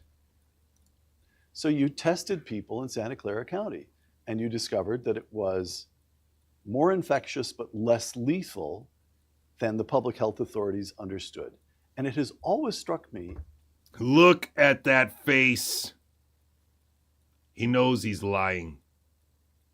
That whole study was probably bullshit, and probably he was put there to do it. It was part of the whole operation from the very beginning, that this whole line of trajectory through all of this pandemic was absolutely scripted. Very, very scripted. Not that dissimilar to how Vinay Prasad and Z-Dog and Marty McCarty were scripted for those 4 years. Took a year off and then started running for office in 2024 once the opportunity was there. It's really gross. Right there, this strange failing NIH, CDC, we are talking about budgets of tens of billions of dollars a year. And yet it fell to Jay Bhattacharya and some donor who was willing to pop $5,000 to conduct the first such study. I don't remember it being so obvious as it is right now to me that Jay Bhattacharya is nothing more than a guy on a script. It is absolutely spectacular. Why wasn't NIH conducting studies all over the country? Why didn't they have good data by that point? That was a failure of the public health establishment in this country. They should have conducted that study immediately, shouldn't they? In February 2020, they should have had measures of how widespread the disease was much earlier. I wrote an op-ed, which actually you helped me design because I'd never written an op-ed before, to say that in the Wall Street Journal in March of 2020, to say, look, we don't know how widespread the disease is. It's a vitally important fact that we need to know to design the right policy. Yes. And let's immediately learn that. Let's conduct a study to do that. That $5,000, by the way, it was to Stanford, not to me. I saw $0 of it myself. The fact that the public health establishment failed. I mean, he had to go back to the funding part again, right? The $5,000 part. Oh my gosh. That should have been a signal that there was something deeply wrong with how the from the get-go, from the beginning. All right. Replication. This is one of the 3 big initiatives that you've spoken about that you intend to undertake at NIH. A couple of quotations. Again, this is me. You know what a layman I am. I'm just trying to figure out what is this business about replication. Here's quotation number 1. This comes from a 2005 paper. This is 20 years ago by your Stanford colleague and friend, John Ioannidis. Quote, "It can be proven that most claimed research findings are false." Notice that guy is the other author on the paper of seroprevalence. So both of them published that paper. They were both put in place at the beginning, wittingly or unwittingly, absolutely for certain. Maybe Jay Bhattacharya's job was to rope this guy in. Let me repeat that. It can be proven that most claimed research findings are false. Close quote. From a 2021 article in Science, the Reproducibility Project Cancer Biology set out to reproduce experiments from 53 high-profile papers published between 2010 and 2012. Consistent with replication efforts in other areas of science, original positive results could only be replicated 40% of the time. Only 5 of the 53 papers had results that could be fully reproduced. Close quote. Let me make one statement here just to make sure you understand what's going on. There are different ways of reproducing things, and there are different levels of this problem. And I'm going to toot my own horn here and say that I was able to accomplish a methodology and measurements that very few people were able to accomplish. Even if I was to tell you all the equipment that I used and all the tricks that I had, you would need to train with me in order to do the experiments that I did in the same way that I did them, because if you didn't, you would inevitably probably fail. And that's true for a lot of neurobiological experiments, because the experiments are, and the parameters of how they measure it and what they're measuring and how they train the animals is extremely relevant to the results that they get. And so the replication crisis is a problem. I agree, it's a problem, but it is a problem that exists in certain parts of science, in certain sections of science. There are large swaths of biology that are still producing useful data about useful questions. It's just that these people aren't making any money off of those questions, and those questions can't be used to enslave people. The answers to those questions. And so make it very clear, the replication crisis is a crisis that's not quite the same as what they're going to make it up to be. It's mostly a crisis of using probability to show something is true when it's not. And that's something that my friend Matt Briggs works on all the time and is teaching a course about, that we were going to audit, but we didn't because these people haven't stopped. And Bobby got HHS and this guy got on at the head of NIH. So I don't know how I can stop. So Ioannidis says, 20 years ago, the scientific establishment is letting colleagues get away with it. Nobody's repeating anybody else's experiments. And then 15 years later, we get more studies saying, you know what? We've tried 53 studies. These results are all over the place. We can't replicate them. This is the most basic work that the scientific establishment does. Science. Testing results, making sure that we know what we think we know. Am I losing my mind? This strikes me as obvious. So it takes you to say so? Well, I mean, brilliant people like John Ioannidis have been saying this, as you say, for decades. Let me describe the fundamental problem. There's some very flashy things having to do with scientific fraud that are part of the problem, but are not the root problem. So that Alzheimer's research is, for instance, that's obviously. Remember, this is a guy who's a member of the Broken Science group. I met him at several Broken Science meetings where Matt Briggs or William Briggs is the statistician guy there, spoke many times. Like, this guy knows exactly what's wrong with academic science, and he knows its p-values. He knows that it's hypothesis testing the null hypothesis illusion. Be fraudulent. Yes, there's scientific fraud, but the root problem is that we have a scientific culture that doesn't recognize how difficult science actually is, and it punishes failure too sharply and has the wrong standards of truth. Those are the fundamental reasons. So let me just tease that apart in just a bit. Yes. First, let's start with the standards of truth. A paper that is published in a peer-reviewed journal, folks think that means that if it's published in a top peer-reviewed journal, therefore it must be true. That's what I've always thought. And that's actually inaccurate, right? So the peer review process, what happens is I write a paper. Everybody in science has known that for decades. I was told that over half of Nature papers get proven wrong in the 5 years following it. So it's not like we didn't know this already. And again, it's a hamster wheel. We knew this in the 90s, for shit's sake. I'll send it to a journal. If I'm lucky, the journal editor will send it out to 2 or 3 peer reviewers chosen by the editor. There's games played to try to influence the editor. If you're friendly with the editor, they'll send it to friendly peer reviewers. The peer reviewers themselves might read the paper, look for logical errors, maybe have some questions that they want addressed, but they won't actually replicate the results of the paper. They won't have the data to produce the paper. They're just reading the paper. They're not looking at the actual data. It's very, very rare, almost unheard of in biomedicine. There's nothing wrong with that in theory. If the paper is written well, the experiments are done well. And I can give you countless examples of it in neuroscience where papers are done well. The results are not exaggerated or extrapolated beyond their significance. And a little tiny progress is made in understanding what a protein might do in this little experimental model. They're not necessarily making any great gains in understanding, but I do think they're producing little pieces of knowledge that help us understand a little bit better how irreducibly complex we are. It's the research that purports to solve big mysteries, purports to answer big questions, purports to have solved very complex concepts.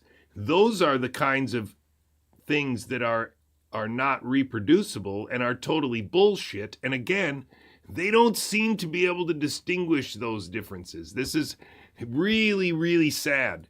For the peer reviewers to review the data themselves. And so then if the peer reviewers sign off, the editor signs off, you get it published in a peer review journal, that doesn't mean that the result is right. It just means it's passed through this peer review process, which doesn't check to see if the results are reproducible. It doesn't mean the results are correct. It just means that the establishment has signed off on it. Approval, right? Wow. And that's it's funny because Frontiers in Neuroscience is a journal started by Henry Markram in Switzerland, the Blue Brain Project guy, who you're probably not familiar with, but at some point in time that was a really big deal, a €1 billion project funded by the EU. And that guy actually, what was I? Shoot! Now I thought of something else. I actually thought of a cafe. Advance in science is you get a CV filled with peer-reviewed papers. You can look at my CV. That's right. That's what I was going to say.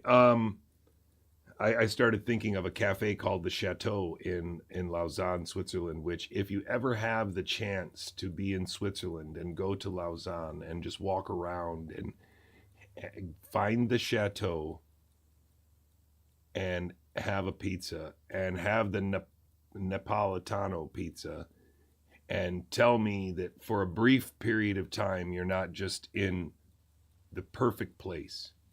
Like, it'll feel like that. It's a mountain village with mountain people and young people, and if you have a beer and a pizza in that place, I don't know if there's a more I just, one of the best places that I've ever been, and some of the best memories I've ever had are in Lausanne, Switzerland. And anyway, that's actually, I asked my wife to marry me in Lausanne, Switzerland with a shitty ring. But what was I going to say? Yes, Henry Markram, this guy started this journal, Frontiers in Neuroscience, because he wanted to have a journal where replication could be done and would be published. Not funded, of course, but at least it would be published. I don't know if that's ever actually where it went. Frontiers in Neuroscience just became another journal, I think, although the peer review is supposed to be better, and they were trying to improve on it as well. And don't forget that one of the things that Kevin McKernan has in his back pocket is a Bitcoin / crypto / what is it called? Blockchain solution to peer review, and peer review publishing under blockchain review. Don't forget that Matt Crawford and Kevin McKernan have presented that idea in multiple ways. Oops, now I gotta click. It's filled with peer-reviewed papers. That's why I have a position at Stanford, or had a position at Stanford University. So you're telling me I should be much less impressed by your work? You absolutely should be much less impressed by not just my work, but by every. And now, fundamentally, the scientific process is hard, right? So, the published peer-reviewed literature then will have some results that are false positives. And when I say that, what I mean is that they're published. You think they're true because they're published, but they're not true. Right. There's that paper that you cited by John Ioannidis. But see, that's not how science works. This is a very disingenuous way to describe how academics read other academics' papers. All academics are aware that exaggeration occurs. All academics are aware that you try to tie your research to the most important things. You know, if you're going to do nicotine research, you almost inevitably are going to start every abstract or every introduction or every grant proposal with the idea that the WHO says that tobacco is the #1 cause of health-related blah, blah, blah, and costs billions of dollars every year. I know, because I used to do it. If you're going to work on Angelman syndrome and you're going to work on a mouse model of Angelman syndrome, you're not going to say that you're trying to save Angelman syndrome kids. You're going to try and tell them that this has ramifications for everything from Parkinson's disease to autism spectrum disorder to ADHD. And so my research on Angelman's disease is important for all of these problems of humanity. And so when scientists read other scientists' work, not only are they scrutinizing the experimental results, but they're scrutinizing the claims that these scientists make about the experimental results, ramifications. And we all take each other with a grain of salt, especially the review articles, especially these Nature articles where people are just trying to make their new lab or their new name. And so, yes, it's a problem, but it's not the same problem that he's describing here. And it's remarkable. Makes a very convincing claim, just based on the standards of how we decide what scientific research can get published, that a large chunk of the published peer-reviewed literature is probably false. Not intentionally, it's just hard to do science. I may have a result, and I think it's true. I've done some investigation into it, but I've done some statistics on it, which is what he should have said. Big failure there. It might not be true, because maybe I made some error that I didn't realize. No, it's because you used p-values to declare it true. You are part of the Broken Science Initiative. You ought to know this. Wow. I mean, that is like, what do you want?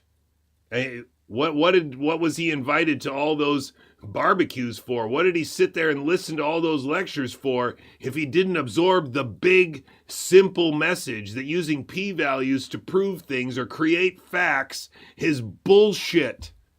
We need to have models, and then they need to be verified. And we're not doing that in science. Wow. Holy cow.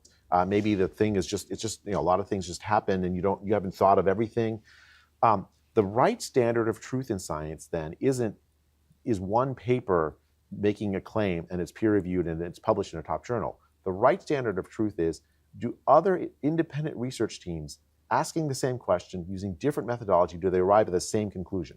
And if lots and lots of research teams arrive at the same conclusion, And we have something. Yeah. So you mentioned, for instance, that Santa Clara seroprevalence study that I conducted. It was a very controversial result very early in the pandemic.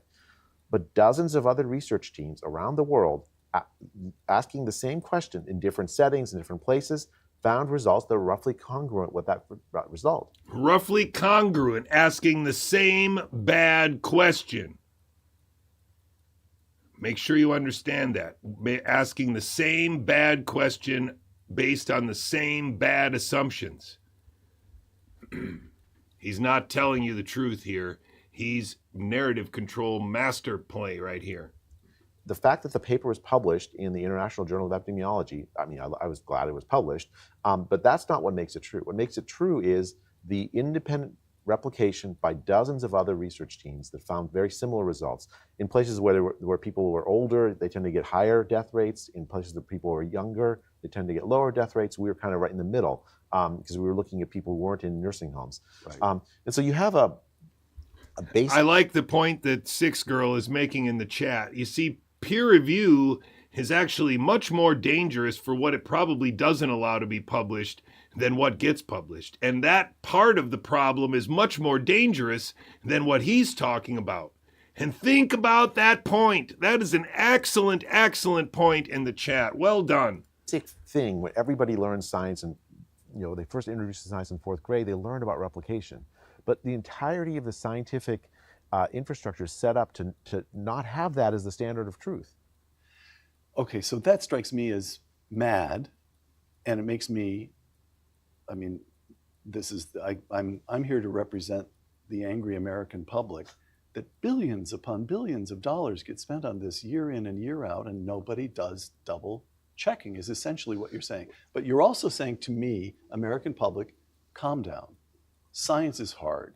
Scientists are in some way or another, you could almost describe them as victims of a process, of a procedure, and we need to change the institutional approach of the research project. Now, my argument would be that we need to change the way that we apprentice science. The whole postdoc system is stupid.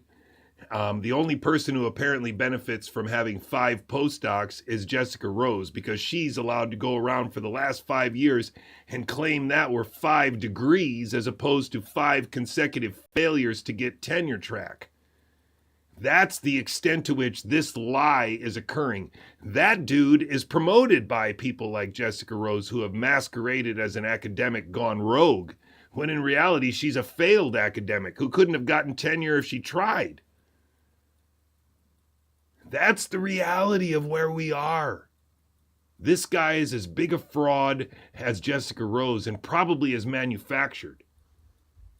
Throughout the country. Is that correct? That's correct. How are you going to do that? Yeah. So a few things. I like you so much, Jay. I almost believe that if anybody were going to do it, you could okay, do so it. How can you take this on? That sounds huge. I think first, if there's going to be an institution that does it, it's got to be the National Institute of Health. It's okay. So you're sitting in the right chair. Yeah. So it has first it funds a tremendous amount of science, and I don't want to paint a too bleak a picture. There are real advances that science has made, funded by the NIH, for instance, that have improved human health. Right. That's that. So okay. I mean, within the pool of scientific papers, not everything is false. We just have systems that don't necessarily distinguish true from false often enough. Right. That's the fundamental problem. You have so here's what you do. First, you have to make it so that replication is a viable path for a career.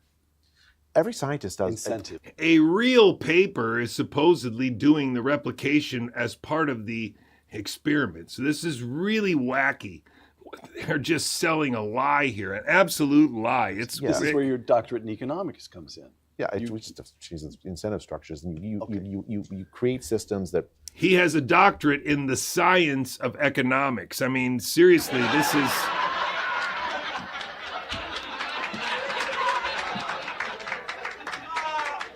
And that makes him an MD PhD, which is really unbelievable.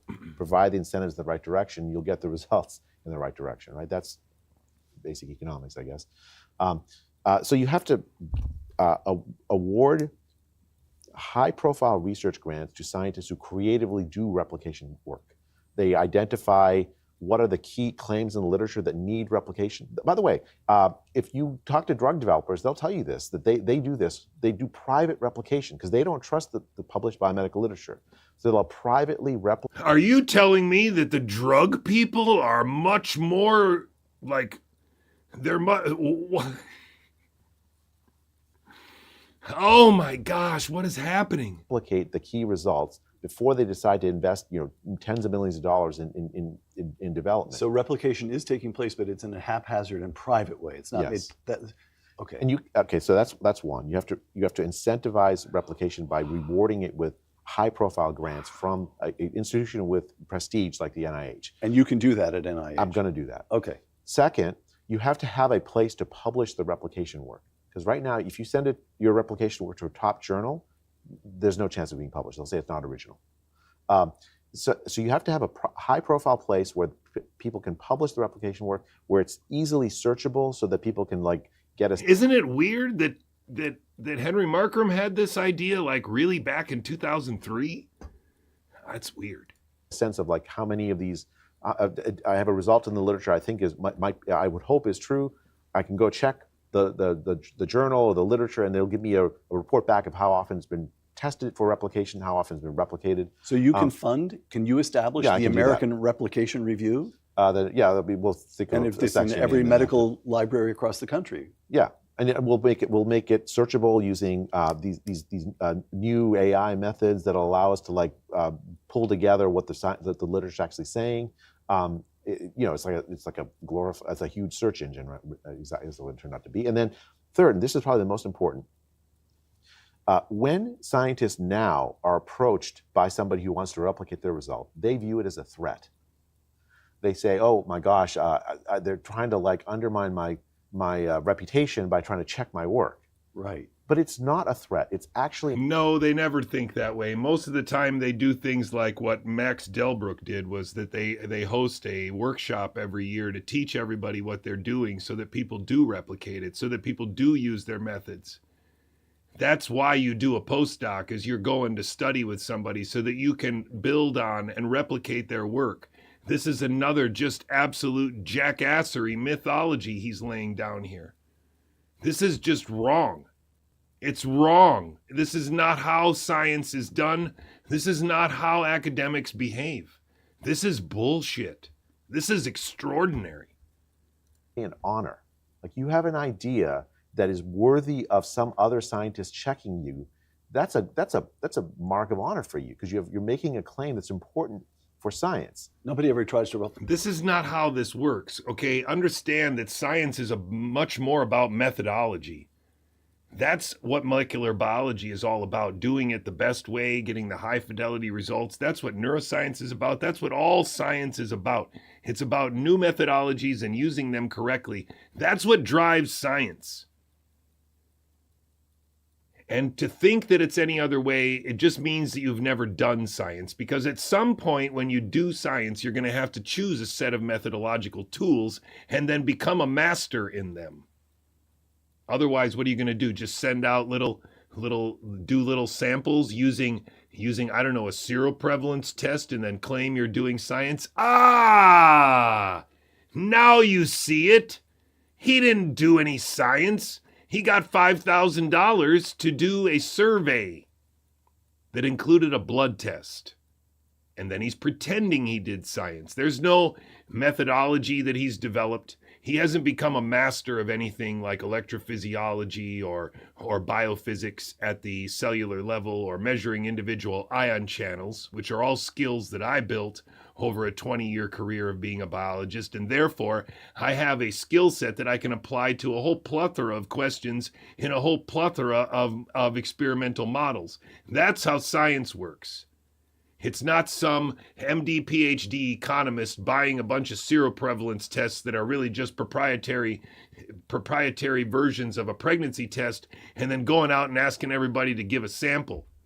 That's not science.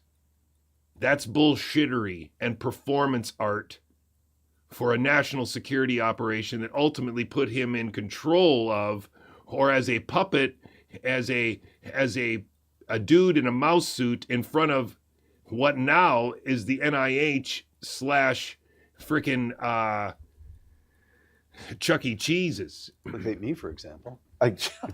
People have tried to copy you all the time, Peter. They just all fail. That's the problem. It's not worth it. So how do you change those? That's a mindset. Yeah, so there what you do. Okay, so let's just talk about baseball, right? So suppose this is not a problem that needs solving, but now he's going to give an analogy for the problem that he's going to solve. Oh my gosh. Suppose that all we measured was stolen bases. Right. What you'd have is slow runners trying to steal bases all the time and get caught stealing in the hopes that they could have a few stolen bases. Because if that's what you get paid on. Exactly. All right. Right. So if you measure caught stealings and stolen bases, you'll have it'll only be the good. So the people who are like really fast, they'll try to steal bases, right? Got it.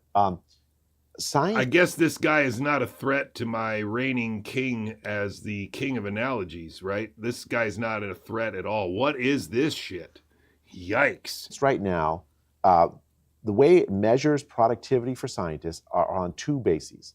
How many papers you've published and how many citations you got to the papers you published. If you think about what they are, it's like how much volume of science do you produce and how much influence do you have in the scientific community? So to put it crudely, that's rewarding pure self-promotion. I mean, it does produce some. No, because those metrics don't include the times when you cite your own paper, dumbass. This is an H factor discussion, and H factor is a pretty interesting metric of your contributions to science, and my H factor wipes the floor with anybody on that map. Compare my H factor to somebody like Jessica Rose. Compare my H factor to somebody like Kevin McCairn. Scientists that are excellent, that produce real work, that advances, but it doesn't do it. It doesn't aim the incentives in the right direction. All right. So if you measure, I'm calming down now, Jay. If you measure pro-social behavior, like if you approach me to do replication, replicate my work, and I share my data with you, you should get credit for that. There should be like I've hit a home run, right? So if do you see what he's laying down here? He's laying down a social credit system for peer review, a social credit system for scientific publication. It sounds very much like he's laying the ideological framework for maybe, I don't know, some kind of blockchain monitoring of scientific progress. Interesting. Is my work being approached for application at all? That's an honor. Let's measure that. Is my work actually replicated? That's another thing we potentially could measure. He is on a script provided by Robert Malone and Kevin McKernan. I have no doubt in my mind. Now that he's talking like this is exactly what I predicted 10 minutes ago. This is the blockchain peer review solution that Kevin McKernan has been parading around.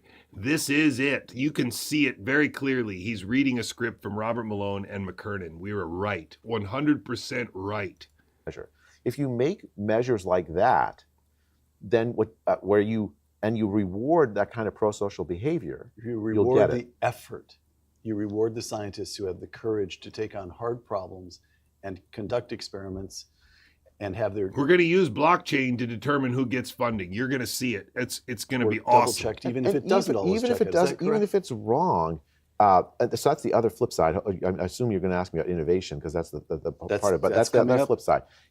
It's common in Silicon Valley for people to start a company that fails. Failure is rewarded in Silicon Valley. That is the key to the success of Silicon Valley, right? We punish failure too much in science. It's the flip side of the replication problem. Okay, so let's go on and talk about this. Here's another of your big three initiatives, as I understand it. Is keeping NIH right at the scientific frontier. From a May 2023 paper by Paula Stephen and Chiara Franzoni, to whom I apologize. I mean, that first paper that he published, as Housatonic has dropped in the chat a couple times, it's $5,000. We need to find out where that came from and whether or not it's associated with Robert Malone or any of his associates, because that paper was promoted by his associates as it was released. And this guy asked me to not talk about Robert Malone anymore 3 times in person in 2023. Please tell me someone in America is hearing me. And I don't care if you vote left or right or center or don't vote at all. Please just tell me you hear me and you understand that we are in a very malevolent trap. I'm sure I mispronounced both names, for the Building a Better NIH project. Quote, a number of scientists have expressed concern that the National Institutes of Health is risk averse and becoming increasingly so. Some think the heavy emphasis placed on demonstrating feasibility of the proposed research is responsible for the risk aversion. More generally, there is the perception that the probability of success plays an important role in the evaluation process. Close quote. Okay. So, in other words, as the American public has gotten sicker and sicker, we'll come to that, the increase in chronic disease, NIH has become more and more risk averse. People only put studies forward for funding that they're pretty sure will work. So what are you going to do about that? Right. So that's going to take a culture change in science. Because there's some concrete things you can do. So, for instance, you mentioned how we evaluate grants, right? So, in the 2000 teens, the NIH would have. Don't forget that one of the CV bullet points that Robert Malone regularly put out during his coming out parties on the internet for COVID was that he was responsible for like $50 billion in grant funding because he sits on all of these grant review committees. As a requirement to evaluate grants, you had to have an active grant. Now you say to yourself, oh, well, why not? You have people with like lots of expertise. You have to demonstrate expertise to evaluate grants. But if you think about it, what that does is it makes people who have a vested interest in the current way of thinking into the position for deciding whether challenges to that way of thinking will be funded or not. Making no sense. What you want is regular turnover in ideas in science. Most of the ideas are going to be wrong. Science is hard. But if you don't have that regular turnover and the ability for early career investigators with bright new ideas to try their ideas out early, try their ideas out at all, you're not going to make progress in science. So, Jay, I'm very struck. You and I both live. In some ways, neither you nor I is a venture capitalist, but we both live surrounded by Silicon Valley. And your comparison to Silicon Valley a moment ago, I found very striking. So in the Valley right now, what's happening is AI. And we have a new crop of Stanford students graduating. You and I both have friends among the students. We live and work among these kids. And I'm struck at how astonishingly easy it is for some bright kid to get a degree in computer science. If you've got a doctorate in computer science and an idea, you can get $100,000 like that from a VC firm. They're just saying, go ahead, you're smart. Take a whack at it. Give it a try. Now, that may be the wrong way to approach science, but the notion of youth constantly being funded to develop technological ways of monitoring or wasting people's time. That's it. Yes, they get funded, but they don't get funded to teach people. They don't get funded to free people. They don't get funded to empower people. They get funded to monitor and enslave them. And you have to have an idea of a way to monitor people's time or occupy people's time. And then sure you can get funding.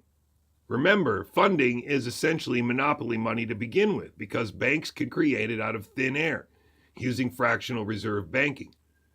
So in March of 2020, the biologist that would eventually figure out the biology of the pandemic was already cued in on the finances of it all, or at least aware that this illusion was happening, and a long-standing illusion that money is something that describes merit, because Elon Musk is rich because he's smart.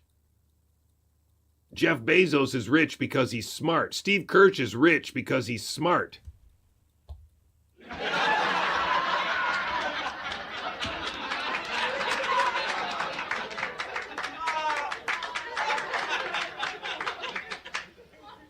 Jay Bhattacharya is NIH director because he's smart.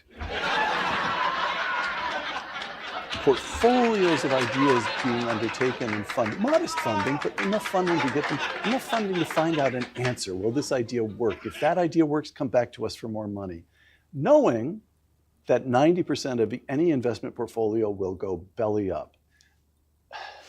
So that's because Silicon Valley makes a lot of money that way. That's because the incentives are quite clearly set up to, how do you do that in science?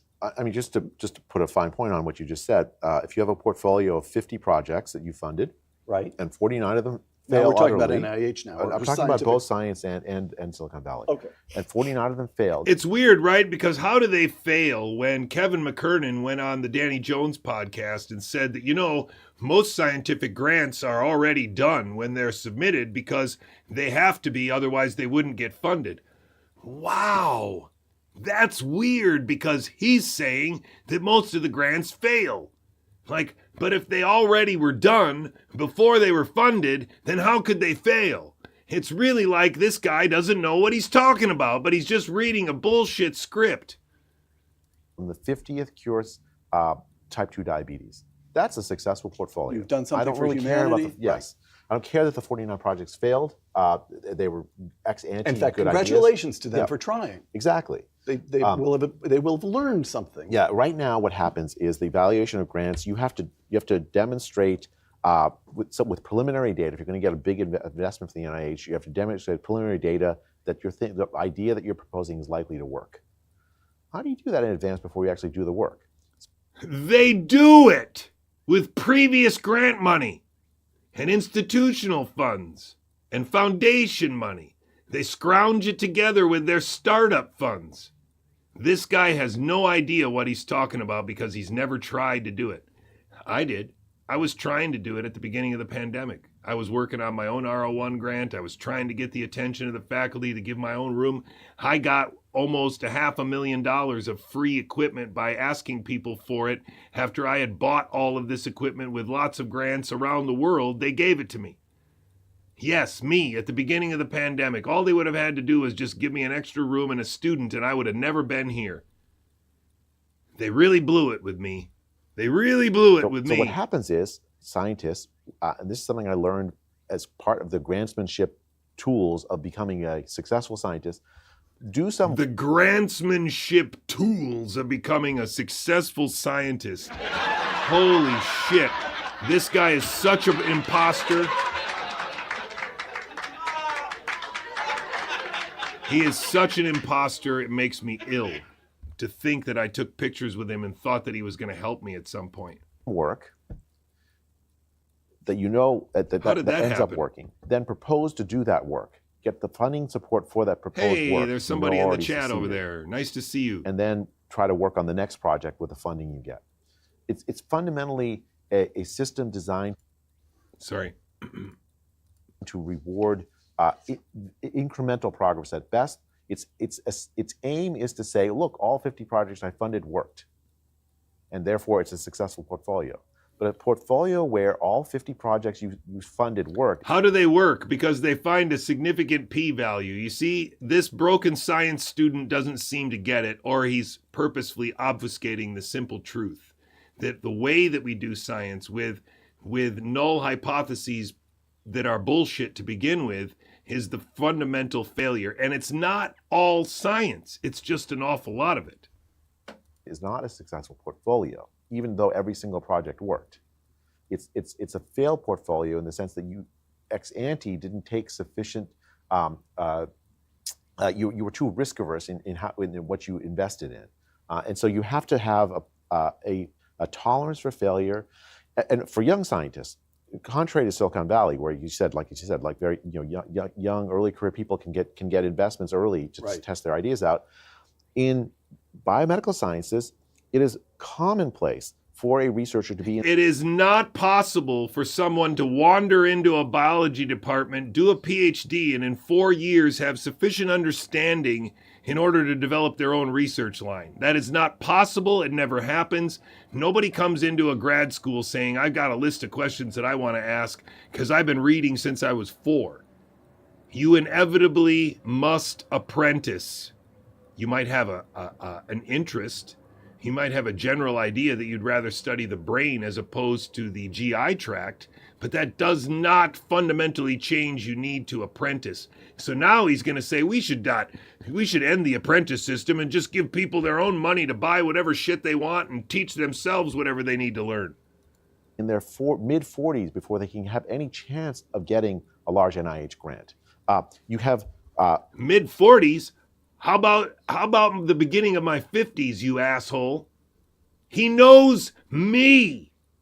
He knows that I got fired from the University of Pittsburgh School of Medicine after working with a Nobel Prize winner a few years earlier. He knows that I got fired by CHD after working with Robert F. Kennedy Jr. for a whole year earlier than that.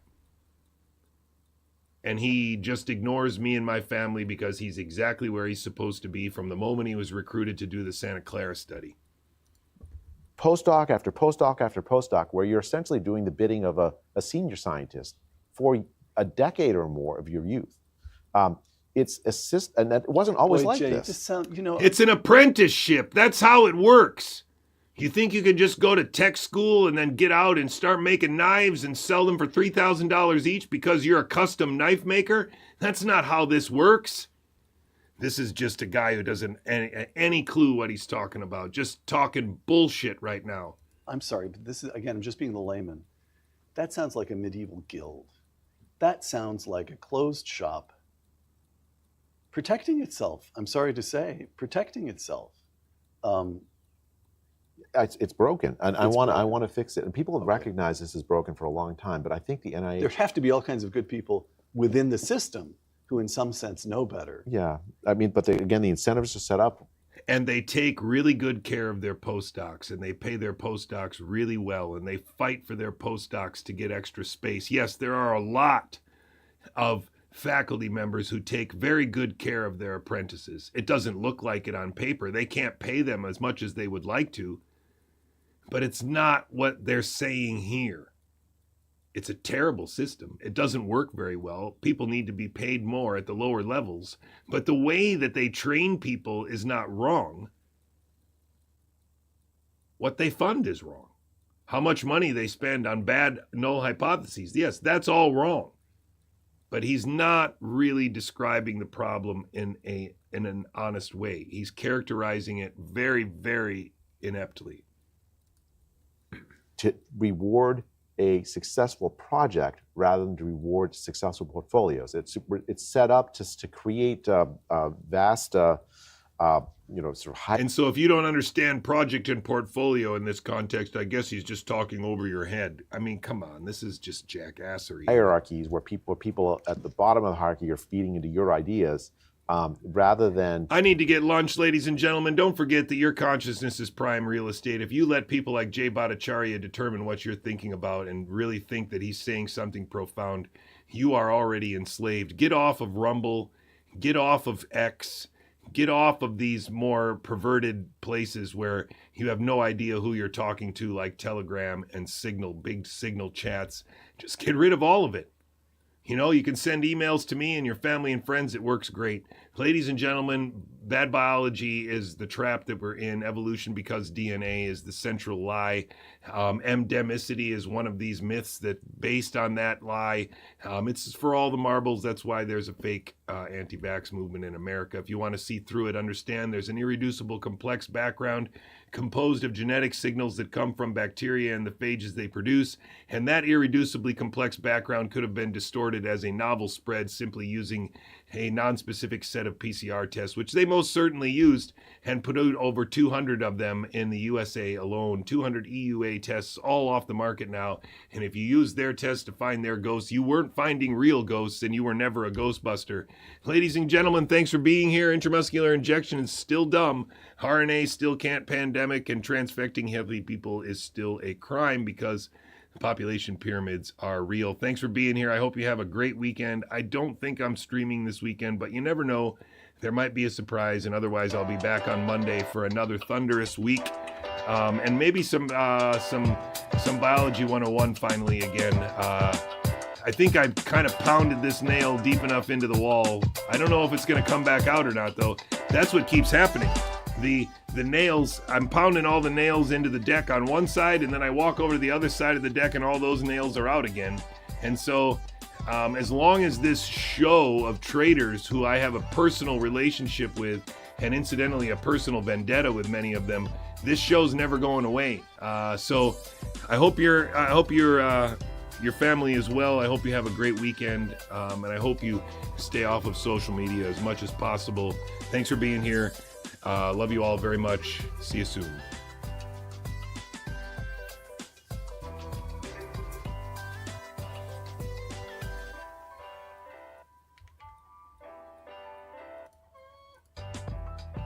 Concerned. But one thing I am confident of from everything I've read is that this RNA exists. You can capture it, you can sequence it, you can move it to other cells and recapitulate disease.